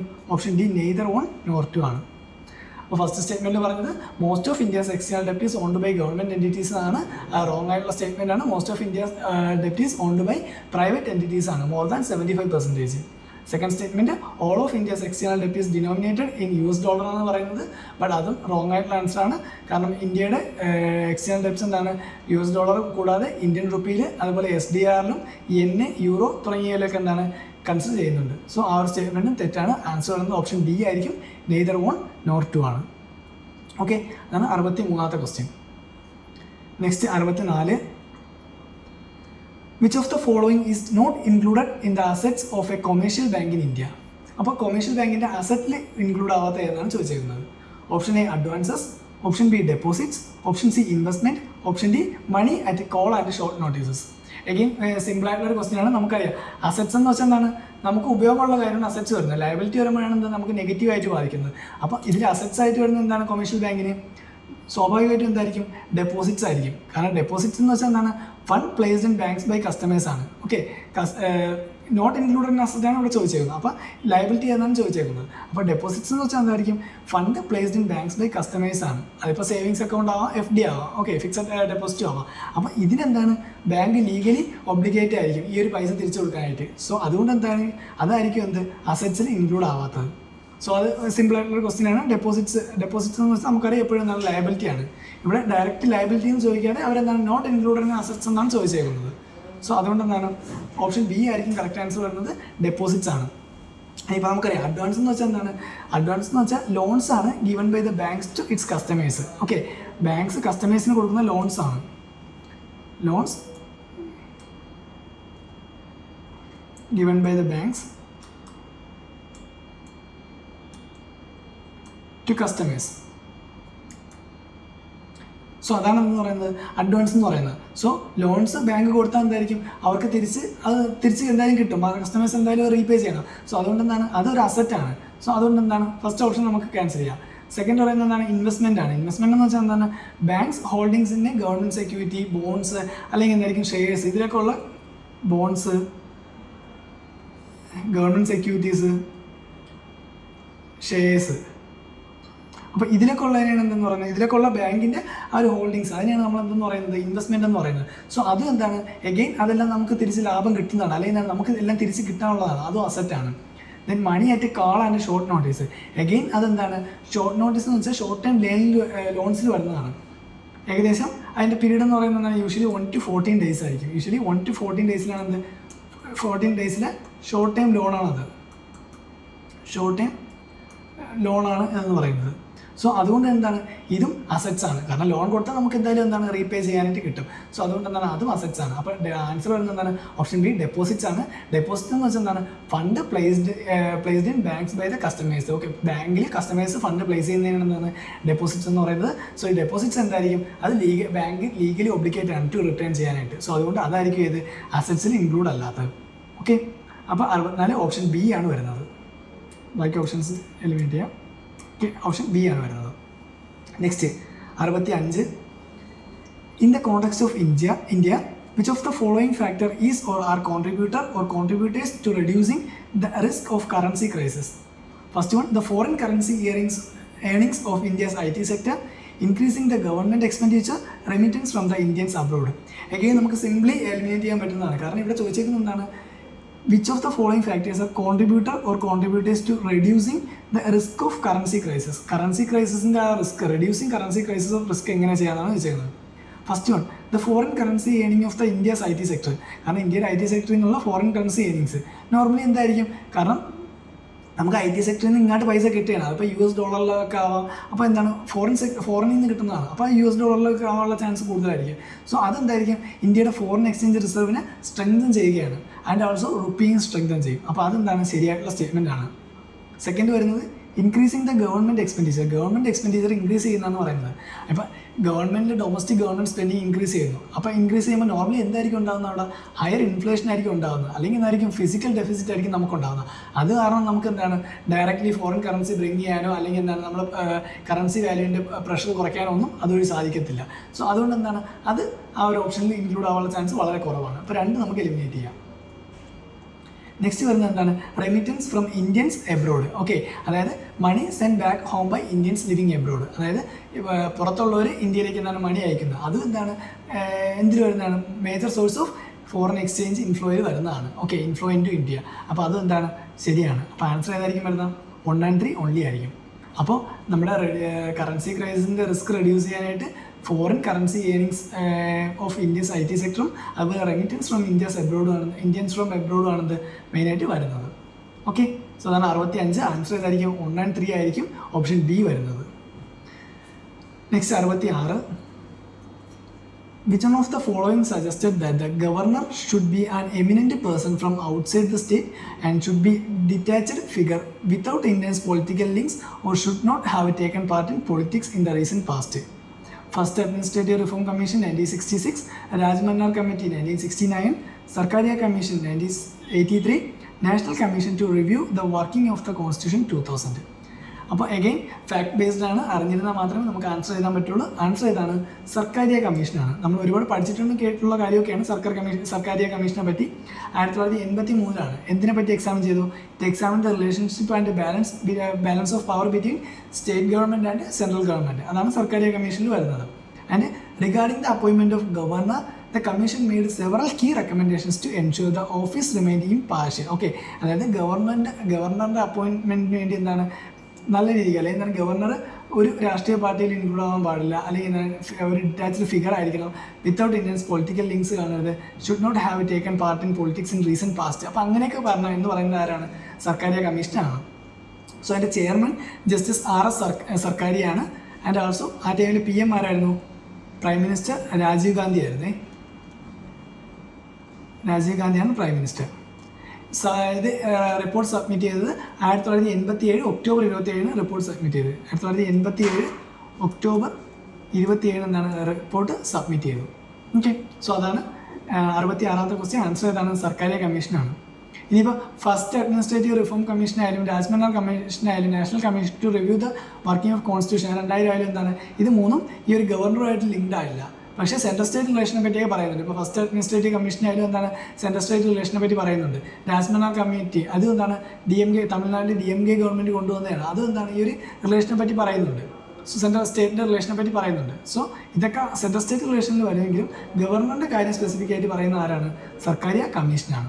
ഓക്കെ, സോ അതാണ് 66ാമത്തെ ക്വസ്റ്റ്യൻ. ആൻസർ എന്താണ്? ഓപ്ഷൻ C ആണ്, സർക്കാരിയ കമ്മീഷനാണ് വരുന്നത്. Next 67. Which of the following is issued by registered foreign portfolio investors to overseas investors who want to be part of Indian stock market without registering themselves directly? Okay, അതായത് foreign direct investors ഇന്ത്യയിൽ register ചെയ്യാതെ participate ചെയ്യാൻ പറ്റുന്നതാണ് ചോദിച്ചേക്കുന്നത്. Certificate of deposit, commercial paper, promissory note, participatory note. ഏതാണ്? സിമ്പിളാണ്. Answer ഏതാണ്? Participatory നോട്ടാണ്. ആ പേരിൽ തന്നെ ഉണ്ട് പാർട്ടിസിപ്പേറ്ററി നോട്ട് എന്നുള്ളത്. ഓക്കെ, സോ ഇതെന്ന് വെച്ചാൽ എന്താണ്? Financial instruments used by foreign investors in Indian securities without having registered directly with the securities and exchange board of India. അതായത് SEBI ആയിട്ട് എന്താണ് ഡയറക്റ്റായിട്ട് ഇതാവുന്നില്ല. Okay, without having the register directly with SEBI. Okay, SEBI ആയിട്ട് directly register ചെയ്യാതെ വരുന്നതാണ് എന്ന് പറയുന്നത് ഈ പാർട്ടിസിപ്പേറ്ററി നോട്ടിൽ പറയുന്നത്. ഓക്കെ, ഈ സർട്ടിഫിക്കറ്റ് ഡെപ്പോസിറ്റ് ആയാലും കൊമേഴ്ഷ്യൽ പേപ്പർ ആയാലും പ്രോമിസറി നോട്ട് ആയാലും എന്താണ് ഇതൊന്നും എന്താണ് ഇതിനെപ്പറ്റി അല്ല പറയുന്നത്. പോർട്ട്ഫോളിയോ ഇൻവെസ്റ്റേഴ്സിനെ പറ്റി പറയുന്നില്ല. ഓഡിറ്റ്. അപ്പോൾ അതാണ് 67ാമത്തെ ക്വസ്റ്റ്യൻ. ആൻസർ എന്താണ്? ആൻസർ ഓപ്ഷൻ D ആണ് വരുന്നത്. Next 68. Consider the following statements. First statement, as per law, the compensatory afforestation fund management and planning authority exists at both national and state levels. Second statement, people's participation is mandatory in the compensatory afforestation programs carried out under the Compensatory Afforestation Fund Act 2016. അപ്പോൾ ഇതിൽ ഏത് സ്റ്റേറ്റ്മെൻറ്റാണ് ശരിയെന്നാണ് ചോദിച്ചത്. Eliminate ചെയ്യാൻ പറ്റുമെന്ന് നമുക്ക് നോക്കാം. Second statement നോക്കി, people participation is mandatory in the compensatory afforestation program. Okay, so നമ്മൾ പറഞ്ഞിട്ടുണ്ട് ഒരു ലോസ് അല്ലെങ്കിൽ എന്താണ് ഒരു ആക്ട് വരുമ്പോൾ എന്താണ് അതിൽ പീപ്പിൾസ് പാർട്ടിസിപ്പേഷൻ മാൻഡേറ്ററി ആക്കുന്നത് എന്താണ് വളരെ കുറഞ്ഞ ആക്ടുകളിലായിരിക്കും. കാരണം മിക്കയിലും എന്താണ് പീപ്പിൾസ് പാർട്ടിസിപ്പേഷൻ ആവശ്യപ്പെടുമെങ്കിലും എന്താണ് അത് മാൻഡേറ്ററി ആകാനായിട്ട് പറ്റത്തില്ല. Okay, so people's participation mandatory എന്ന് പറയുന്ന സ്റ്റേറ്റ്മെൻറ്റ് എന്താണ് ഇവിടെ റോങ് ആണ്. And also as per the law, Compensatory Afforestation Fund Management and Planning Authority exists at both national and state level. State ലെവലിലും അതുപോലെ എന്താണ് നാഷണൽ ലെവലിലും ഉണ്ട്. അത് ശരിയായിട്ടുള്ള സ്റ്റേറ്റ്മെൻ്റ് ആണ്. ഓക്കെ, കാരണം national and state compensatory afforestation fund manage ചെയ്യുന്നുണ്ട്. അതുകൂടാതെ എന്താണ് പ്ലാനിങ് അതോറിറ്റീസും ഉണ്ട് അതിൽ. ഓക്കെ, സോ ആൻസർ എന്തായിരിക്കും? ഓപ്ഷൻ A ആണ്, 1 only ആണ്. അഗെയിൻ ഇതൊക്കെ എന്താണ് കുറച്ച് ഫാക്ട് ബേസ്ഡ് ആയിട്ടുള്ള ക്വസ്റ്റ്യൻ ആണ്. നമുക്ക് എന്താണ് ഏതെങ്കിലും ഒരു ഓപ്ഷൻ എലിമിനേറ്റ് ചെയ്യാൻ പറ്റിയാൽ നമുക്ക് ആൻസറിലേക്ക് എത്തിപ്പറ്റാനായിട്ട് എളുപ്പമായിരിക്കും. മറ്റേ ഓപ്ഷൻ എന്താണ് ജനറൽ ആയിട്ടുള്ള ഒരു ഓപ്ഷൻ ആയിരിക്കും, അല്ലെങ്കിൽ എന്താണ് അതിൻ്റെ എന്തെങ്കിലും ഒബ്ജക്റ്റീവ്സോ അല്ലെങ്കിൽ എയിംസോ അങ്ങനെ, അല്ലെങ്കിൽ അതിൻ്റെ നോർമലി ആയിട്ടുള്ള എയിംസോ ഒബ്ജക്റ്റീവ്സോ ഒക്കെ ആയിരിക്കും പറയുന്നത്, അല്ലെങ്കിൽ ഡെഫിനിഷൻ ആയിരിക്കും പറയുന്നത്. Next 69. In India, which of the following review the independent regulators in sectors like telecommunication, insurance, electricity, etcetera. Ad-hoc committee set up by the Parliament, Parliamentary Department related standing committees, Finance Commission, Financial Sector Legislative Reform Commission, NITI Aayog. Okay, അപ്പോൾ ഇതിൽ telecommunication, insurance, electricity ഇതുമായിട്ട് ബന്ധപ്പെട്ട് regulate ചെയ്യുന്ന independent regulators ഏതെന്നാണ് ചോദിച്ചേക്കുന്നത്. ഇത് review ചെയ്ത് independent regulators ബോഡിയായ സെക്ടേഴ്സായ telecommunication, insurance, electricity ഇതിനെയൊക്കെ റെഗുലേറ്റ് ചെയ്യുന്ന ആരെന്നാണ് ചോദിച്ചേക്കുന്നത്. നമുക്ക് ഇതിൽ എലിമിനേറ്റ് ചെയ്യാൻ പറ്റുമെന്ന് ഏതെങ്കിലും നോക്കാം. നമുക്ക് ഒന്നാമത്തെ കാര്യം അറിയാം, നീതി ആയോഗ് എന്ന് പറയുന്നത് എന്താണ്? അത് ലാസ്റ്റ് വരുന്നത് എന്താണ്? നീതി ആയോഗാണ്. നീതി ആയോഗ് എന്ന് പറഞ്ഞാൽ ജസ്റ്റ് ഒരു അഡ്വൈസറി കമ്മീഷൻ മാത്രമാണ്. ഓക്കെ, കാരണം ഇവിടെ പറഞ്ഞേക്കുന്നത് എന്താണ്? റിവ്യൂ ചെയ്യുന്നുണ്ട്, അത് റിവ്യൂ ചെയ്യുന്നതാണ് പറഞ്ഞേക്കുന്നത്. പക്ഷേ നീതി ആയോഗ് അഡ്വൈസറി കമ്മീഷനാണെന്ന് നമുക്കറിയാം. സോ അതുകൊണ്ട് ഫസ്റ്റ് നമുക്ക് നീതി ആയോഗ് എലിമിനേറ്റ് ചെയ്യാനായിട്ട് പറ്റും. കാരണം it's A policy think tank. Okay, government of ഇന്ത്യയുടെ ഒരു പോളിസി തിങ്ക് ടാങ്ക് മാത്രമാണ് എന്ത് നീതി ആയോഗ് എന്ന് പറയുന്നത്. ഒരു സ്ട്രാറ്റജിക് അഡ്വൈസ് കാര്യങ്ങൾ മാത്രമാണ് എന്ത് നീതി ആയോഗ് പ്രൊവൈഡ് ചെയ്യുന്നത്. സോ അതുകൊണ്ട് എന്താണ് നീതി ആയോഗ് നമുക്ക് ആദ്യമേ എലിമിനേറ്റ് ചെയ്യാനായിട്ട് പറ്റും. സോ 5 എലിമിനേറ്റ് ചെയ്യുമ്പോൾ തന്നെ ഓപ്ഷൻ സിയും ഓപ്ഷൻ ഡിയും നമുക്ക് എലിമിനേറ്റ് ചെയ്യാം. ദെൻ അതുകൂടാതെ തേർഡ് പറയുന്നത് എന്താണ്? ഫിനാൻസ് കമ്മീഷൻ വരുന്നുണ്ട്. ഫിനാൻസ് കമ്മീഷൻ എന്താണ് റെക്കമെൻഡ് ചെയ്യുന്നത്? അത് സെൻട്രൽ സ്റ്റേറ്റും തമ്മിലുള്ള ഫിനാൻഷ്യൽ റിസോഴ്സ് അതിനെപ്പറ്റി അതിൻ്റെ ഡിസ്ട്രിബ്യൂഷനോ അല്ലെങ്കിൽ അതിൻ്റെ റെക്കമെൻഡേഷനോ ഒക്കെ എന്ത് ഫിനാൻസ് കമ്മീഷൻ കൊടുക്കുന്നത് നമുക്കറിയാവുന്ന കാര്യമാണ്. കാരണം ഫിനാൻസ് കമ്മീഷൻ ഇപ്പോൾ എന്താണ് ഇൻഷുറൻസും ഇലക്ട്രിസിറ്റി ആയിട്ട് ഒരു റിലേഷനും വരാൻ ചാൻസ് കുറവാണ്. സോ മൂന്നാമത്തെ നമുക്ക് എന്താണ് എലിമിനേറ്റ് ചെയ്യാം. അപ്പോൾ തേർഡ് എലിമിനേറ്റ് ചെയ്യുമ്പോൾ ഓപ്ഷൻ ബിയും നമുക്ക് പോയി. സോ എഗെയിൻ ആൻസർ ഇവിടെ കിട്ടി. ആൻസർ ഏതായിരിക്കും? ഓപ്ഷൻ എ ആയിരിക്കും. 1 and 2 ഓൺലി ആയിരിക്കും. സോ ഫിനാൻസ് കമ്മീഷനും നീതി ആയോഗ് നമുക്ക് എലിമിനേറ്റ് ചെയ്തതിന് ആൻസറിലേക്ക് എത്താൻ പറ്റി. സോ അപ്പോൾ ഫോർത്ത് എന്തായിരിക്കും? തെറ്റായിരിക്കും. ഫിനാൻഷ്യൽ സെക്ടർ ലെജിസ്ലേറ്റീവ് റിഫോം കമ്മീഷനും അതിലില്ല. അപ്പോൾ ആൻസർ വരുന്നത് ഏതൊക്കെയാണ്? Ad hoc committees set up by the പാർലമെൻറ്റും പാർലമെൻ്ററി ഡിപ്പാർട്ട്മെൻറ്റ് റിലേറ്റഡ് സ്റ്റാൻഡിംഗ് കമ്മിറ്റീസുമാണ് അത് വരുന്നത്. ഓപ്ഷൻ 1 and 2 മാത്രമാണ് റൈറ്റ് വരുന്നത്. ആൻസർ ഓപ്ഷൻ എ ആയിരിക്കും. ഓക്കെ, സോ നീതി ആയോഗ് നമ്മൾ പറഞ്ഞു അതൊരു അഡ്വൈസറി ബോഡിയാണ്.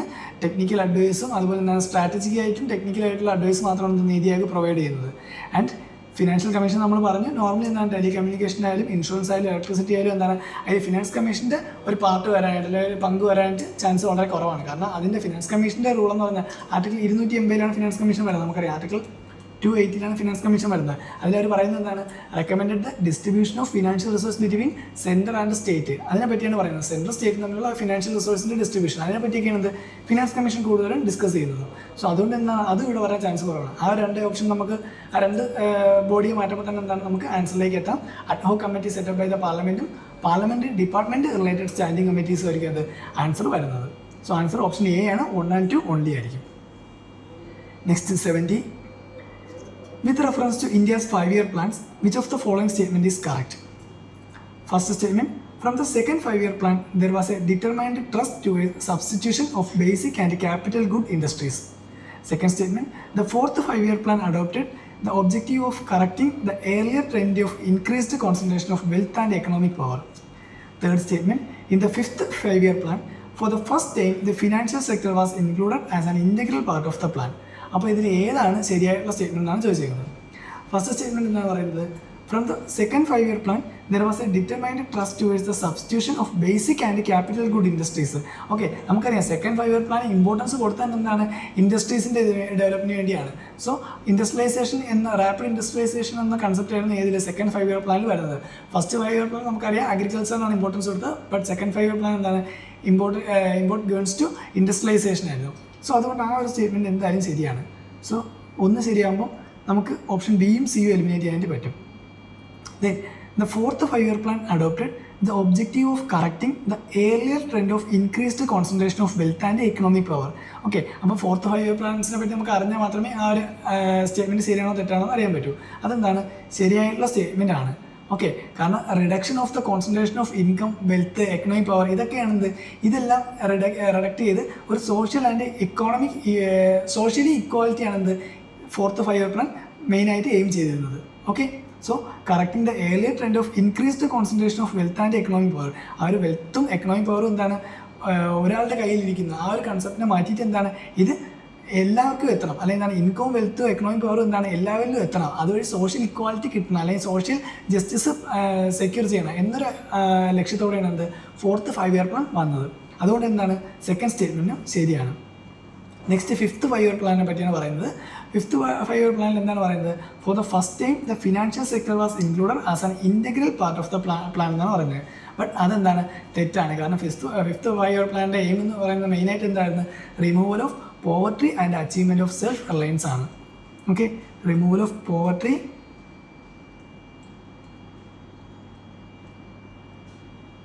and self-reliance. സോ അതാണ് എന്ത് 5th 5-year പ്ലാനിൽ വരുന്നത്. സോ ആ ഒരു സ്റ്റേറ്റ്മെൻറ്റ് എന്താണ്, തെറ്റാണ്. അപ്പോൾ ആൻസർ വരുന്നത് ഏതായിരിക്കും? ആൻസർ ഓപ്ഷൻ എ ആണ്, 1 and 2 ഓൺലി ആയിരിക്കും. ഓക്കെ, തേർഡ് സ്റ്റേറ്റ്മെൻറ്റ് റോങ് ആണ്. ഓക്കെ, അതാണ് 70th question. Next 71. With reference to the Asian Infrastructure Investment Bank, AIIB, consider the following statement. AIIB has more than 80 member nations. Second statement, India is the largest shareholder in AIIB. Third statement, AIIB does not have any member from outside India, outside Asia. അപ്പോൾ ഇതിൽ ഏതൊക്കെ സ്റ്റേറ്റ്മെൻറ്റാണ് ശരിയെന്നാണ് ചോദിച്ചേക്കുന്നത്. Again നമുക്ക് eliminate ചെയ്യാൻ പറ്റുന്നതാണ്, സിമ്പിളായിട്ട് question ആണ്. കാരണം നമുക്കറിയാം India is the largest share holder in AIIB എന്ന് പറഞ്ഞിട്ടുണ്ട്. പക്ഷേ ഇന്ത്യ അല്ല largest share holder. Asian infrastructure investment ബാങ്കിൽ വേറെ ഏത് കൺട്രി ഉണ്ട് നമുക്കൊപ്പം തന്നെ നിൽക്കുന്നത്? ചൈനയുണ്ട്. സോ ചൈനയാണെന്ന് പറയുന്നത് ലാർജസ്റ്റ് ഷെയർ ഹോൾഡർ എന്ന് പറയുന്നത്. ഇന്ത്യക്ക് സെക്കൻഡ് പ്ലേസ് ആണുള്ളത്. ഓക്കെ, സോ AIIBയിൽ ഇന്ത്യക്ക് എന്താണ്, സെക്കൻഡ് പ്ലേസ് ആണുള്ളത്. സോ സെക്കൻഡ് സ്റ്റേറ്റ്മെൻറ്റ് എന്താണ്, റോങ് ആണ്. ഇനി ഫസ്റ്റ് സ്റ്റേറ്റ്മെൻറ്റ് പറയുന്നത് എന്താണ്, AIIB has more than 80 member nations. Okay, so ആ ഒരു സ്റ്റേറ്റ്മെൻറ്റ് എന്താണ്, ശരിയാണ്. കാരണം AIIB എന്ന് പറയുന്നത് എന്താണ്, ഒരു മൾട്ടിലാറ്ററൽ ഡെവലപ്മെൻറ്റ് ബാങ്ക് ആണ്. മൾട്ടിലാറ്ററൽ ഡെവലപ്മെൻറ്റ് ബാങ്ക് വിത്ത് ഏകദേശം 97 മെമ്പേഴ്സ് എന്താണ് അതിലുണ്ട്. സോ ഇവിടെ 80+ മെമ്പേഴ്സ് എന്ന് പറയുന്നുണ്ട്. സോ എന്താണ് 97 അപ്രൂവ്ഡ് മെമ്പേഴ്സാണ് വേൾഡ് വൈഡ് ആയിട്ടുള്ളത്. സോ ആ ഒരു സ്റ്റേറ്റ്മെൻറ്റ് എന്താണ്, ശരിയാണ്. ഫസ്റ്റ് സ്റ്റേറ്റ്മെൻറ്റ് ശരിയാണ്. ദെൻ തേർഡ് സ്റ്റേറ്റ്മെൻറ്റ് നോക്കി, AIIB does not have any member from outside Asia. Again ഒരു എക്സ്ട്രീം സ്റ്റേറ്റ്മെൻറ്റ് ആണ്. നമുക്കറിയാം AIIBയിൽ ഏഷ്യൻ മെമ്പേഴ്സ് മാത്രമല്ല ഔട്ട്സൈഡ് ഏഷ്യയിൽ നിന്നും മെമ്പേഴ്സും ഉണ്ട്, ഇൻക്ലൂഡിങ് യൂറോപ്പ്, അതുപോലെ ആഫ്രിക്ക കൺട്രീസ്. ഇവിടെ നിന്നൊക്കെ എന്താണ് മെമ്പേഴ്സും ഉണ്ട്. എക്സാമ്പിൾ പറയുന്നത് നമുക്ക് ഓസ്ട്രേലിയ പറയാം, ദെൻ ന്യൂസിലാൻഡ് പറയാം, ദെൻ ജർമ്മനി പറയാം, UK. ഇതെല്ലാം എന്താണ് ഔട്ട്സൈഡ് ഏഷ്യ എന്നുള്ള കൺട്രീസാണ് AIIBയിൽ. സോ അതൊരു എക്സ്ട്രീം സ്റ്റേറ്റ്മെൻ്റ് ആണ്. അപ്പോൾ ആദ്യമേ നമുക്ക് എന്താണ് 2ഉം 3ഉം എക്സ്ട്രീം സ്റ്റേറ്റ്മെൻ്റ് ആയിട്ട് മനസ്സിലാക്കി അത് എലിമിനേറ്റ് ചെയ്യുമ്പോൾ തന്നെ ആൻസറിലേക്ക് കിട്ടും. കാരണം 2ഉം 3ഉം എലിമിനേറ്റ് ചെയ്താൽ നമുക്ക് ആൻസർ ഏതാണ്, 1 മാത്രമായിരിക്കും. അപ്പോൾ 1 നമുക്ക് അറിയത്തില്ലെങ്കിൽ തന്നെ, അതിൻ്റെ എക്സാക്ട് നമ്പർ നമുക്ക് അറിയത്തില്ലെങ്കിൽ തന്നെ ആൻസർ അതിൽ നിന്ന് കിട്ടും. ഓക്കെ, അപ്പോൾ നമ്മൾ പറഞ്ഞത് എന്താണ്, ഇന്ത്യ അല്ല ലാർജസ്റ്റ് ഷെയർ ഹോൾഡർ, ചൈനയാണ് ലാർജസ്റ്റ് ഷെയർ ഹോൾഡർ വരുന്നത്. ഇന്ത്യ എന്താണ് സെക്കൻഡ് ലാർജസ്റ്റ് ഷെയർ ഹോൾഡർ മാത്രമാണ്. പക്ഷേ ലാർജസ്റ്റ് ബോറോവർ ആരാണ്, ഇന്ത്യയാണ്. ഓക്കെ, ഏഷ്യ ഇൻഫ്രാസ്ട്രക്ചർ ഇൻവെസ്റ്റ്മെൻറ്റ് ബാങ്കിൽ നിന്ന് ഏറ്റവും കൂടുതൽ ബോറോ ചെയ്യുന്നത് അല്ലെങ്കിൽ ലാർജസ്റ്റ് ബോറോവർ ഇന്ത്യയാണ്. അപ്പോൾ അങ്ങനെ ഒരു സ്റ്റേറ്റ്മെൻറ്റാണ് വരുന്നതെങ്കിൽ അത് കറക്റ്റാണ്. ഓക്കെ, സോ ഇപ്പോൾ സ്റ്റേറ്റ്മെൻറ്റ് വരുന്നത് India is the largest borrower in AIIB എന്നാണ് സ്റ്റേറ്റ്മെൻറ്റ് വരുന്നതെങ്കിൽ അത് ശരിയാണ്.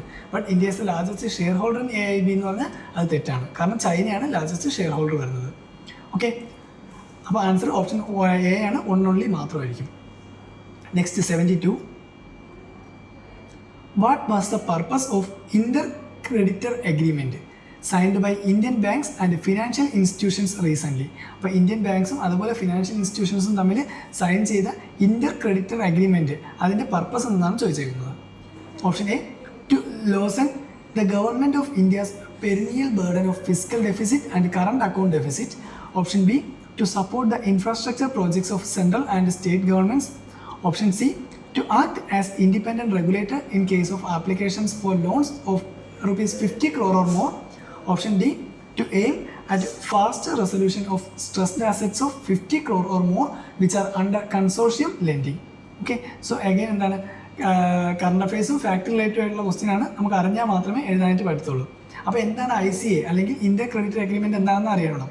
ഓക്കെ, സോ ഇതെന്താണ് പ്രോജക്റ്റ് സശക്ത് എന്ന് പറയുന്ന പ്രോജക്റ്റിൻ്റെ അണ്ടറിലാണ് എന്ത് ഈ ഒരു പ്രോസസ്സ് കൊണ്ടുവന്നത്. So project Sashakt,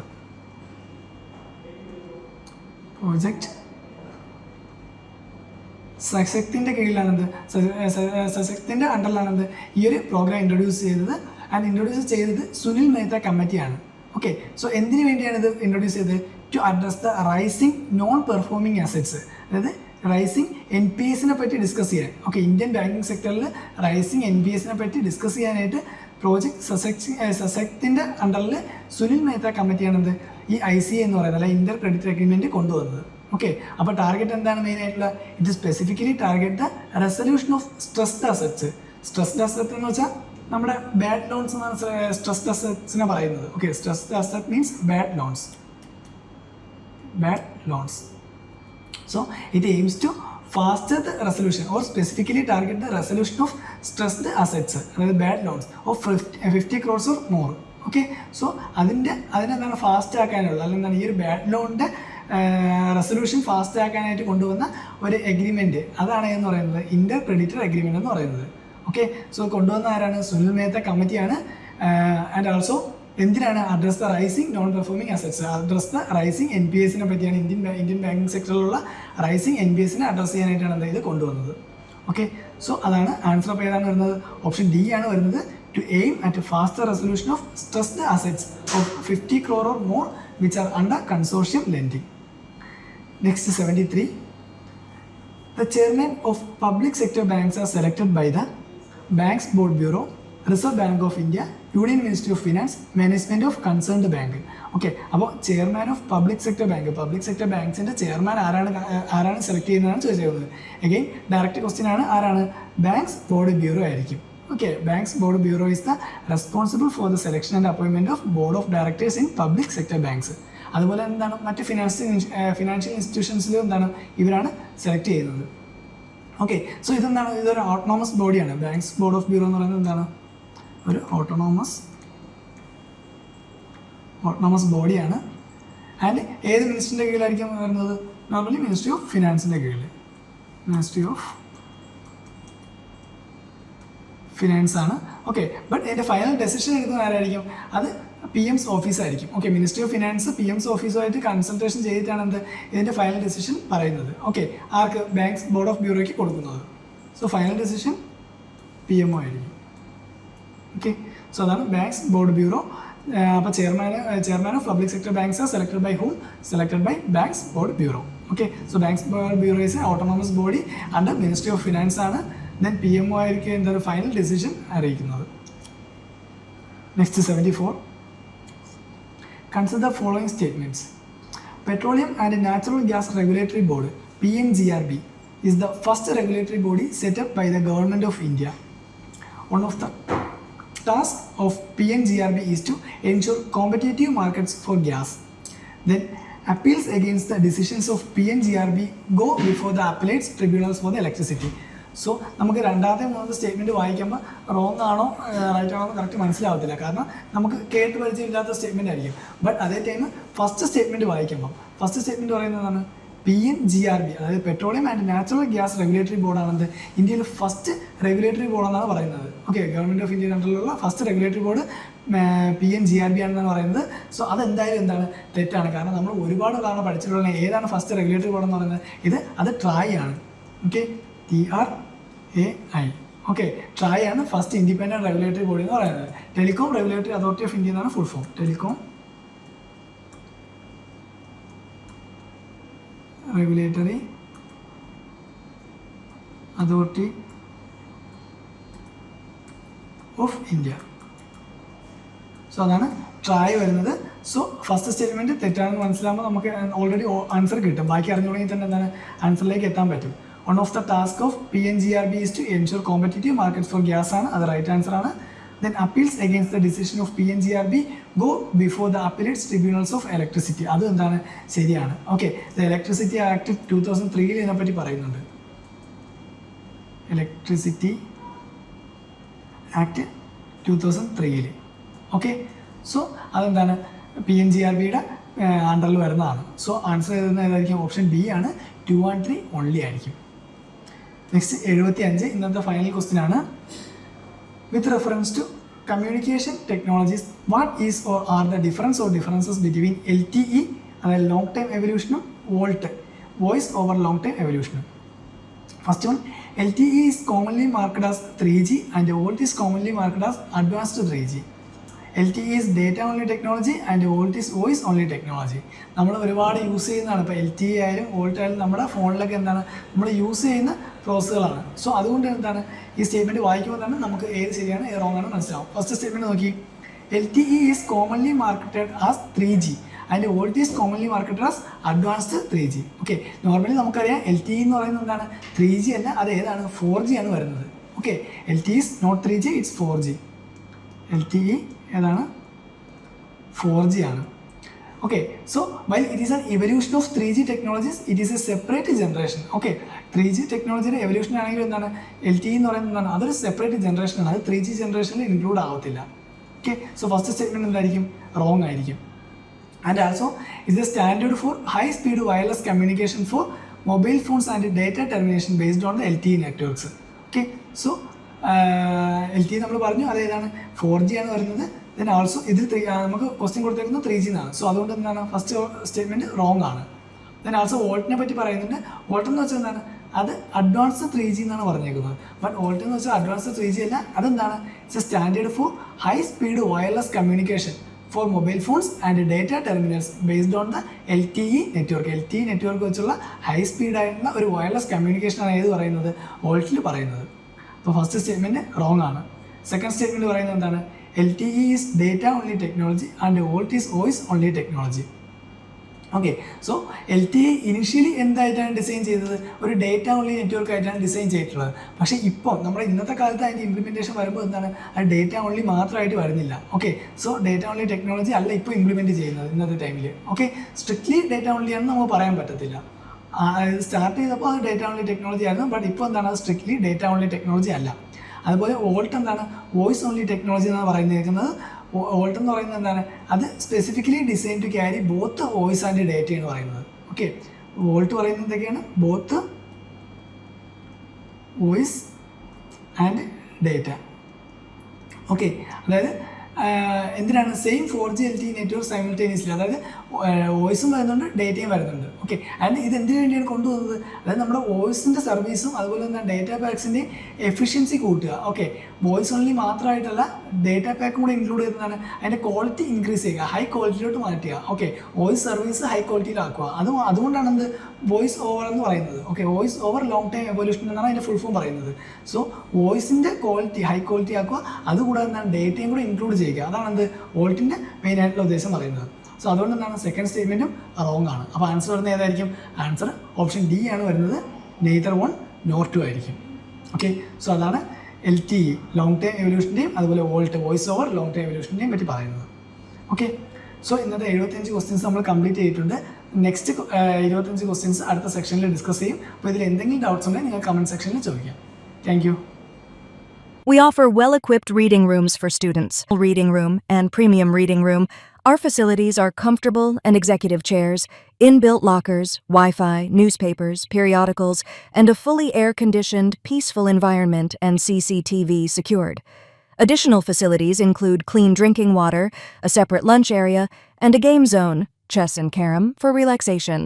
For admission, contact us on 9094485485 Trivandrum.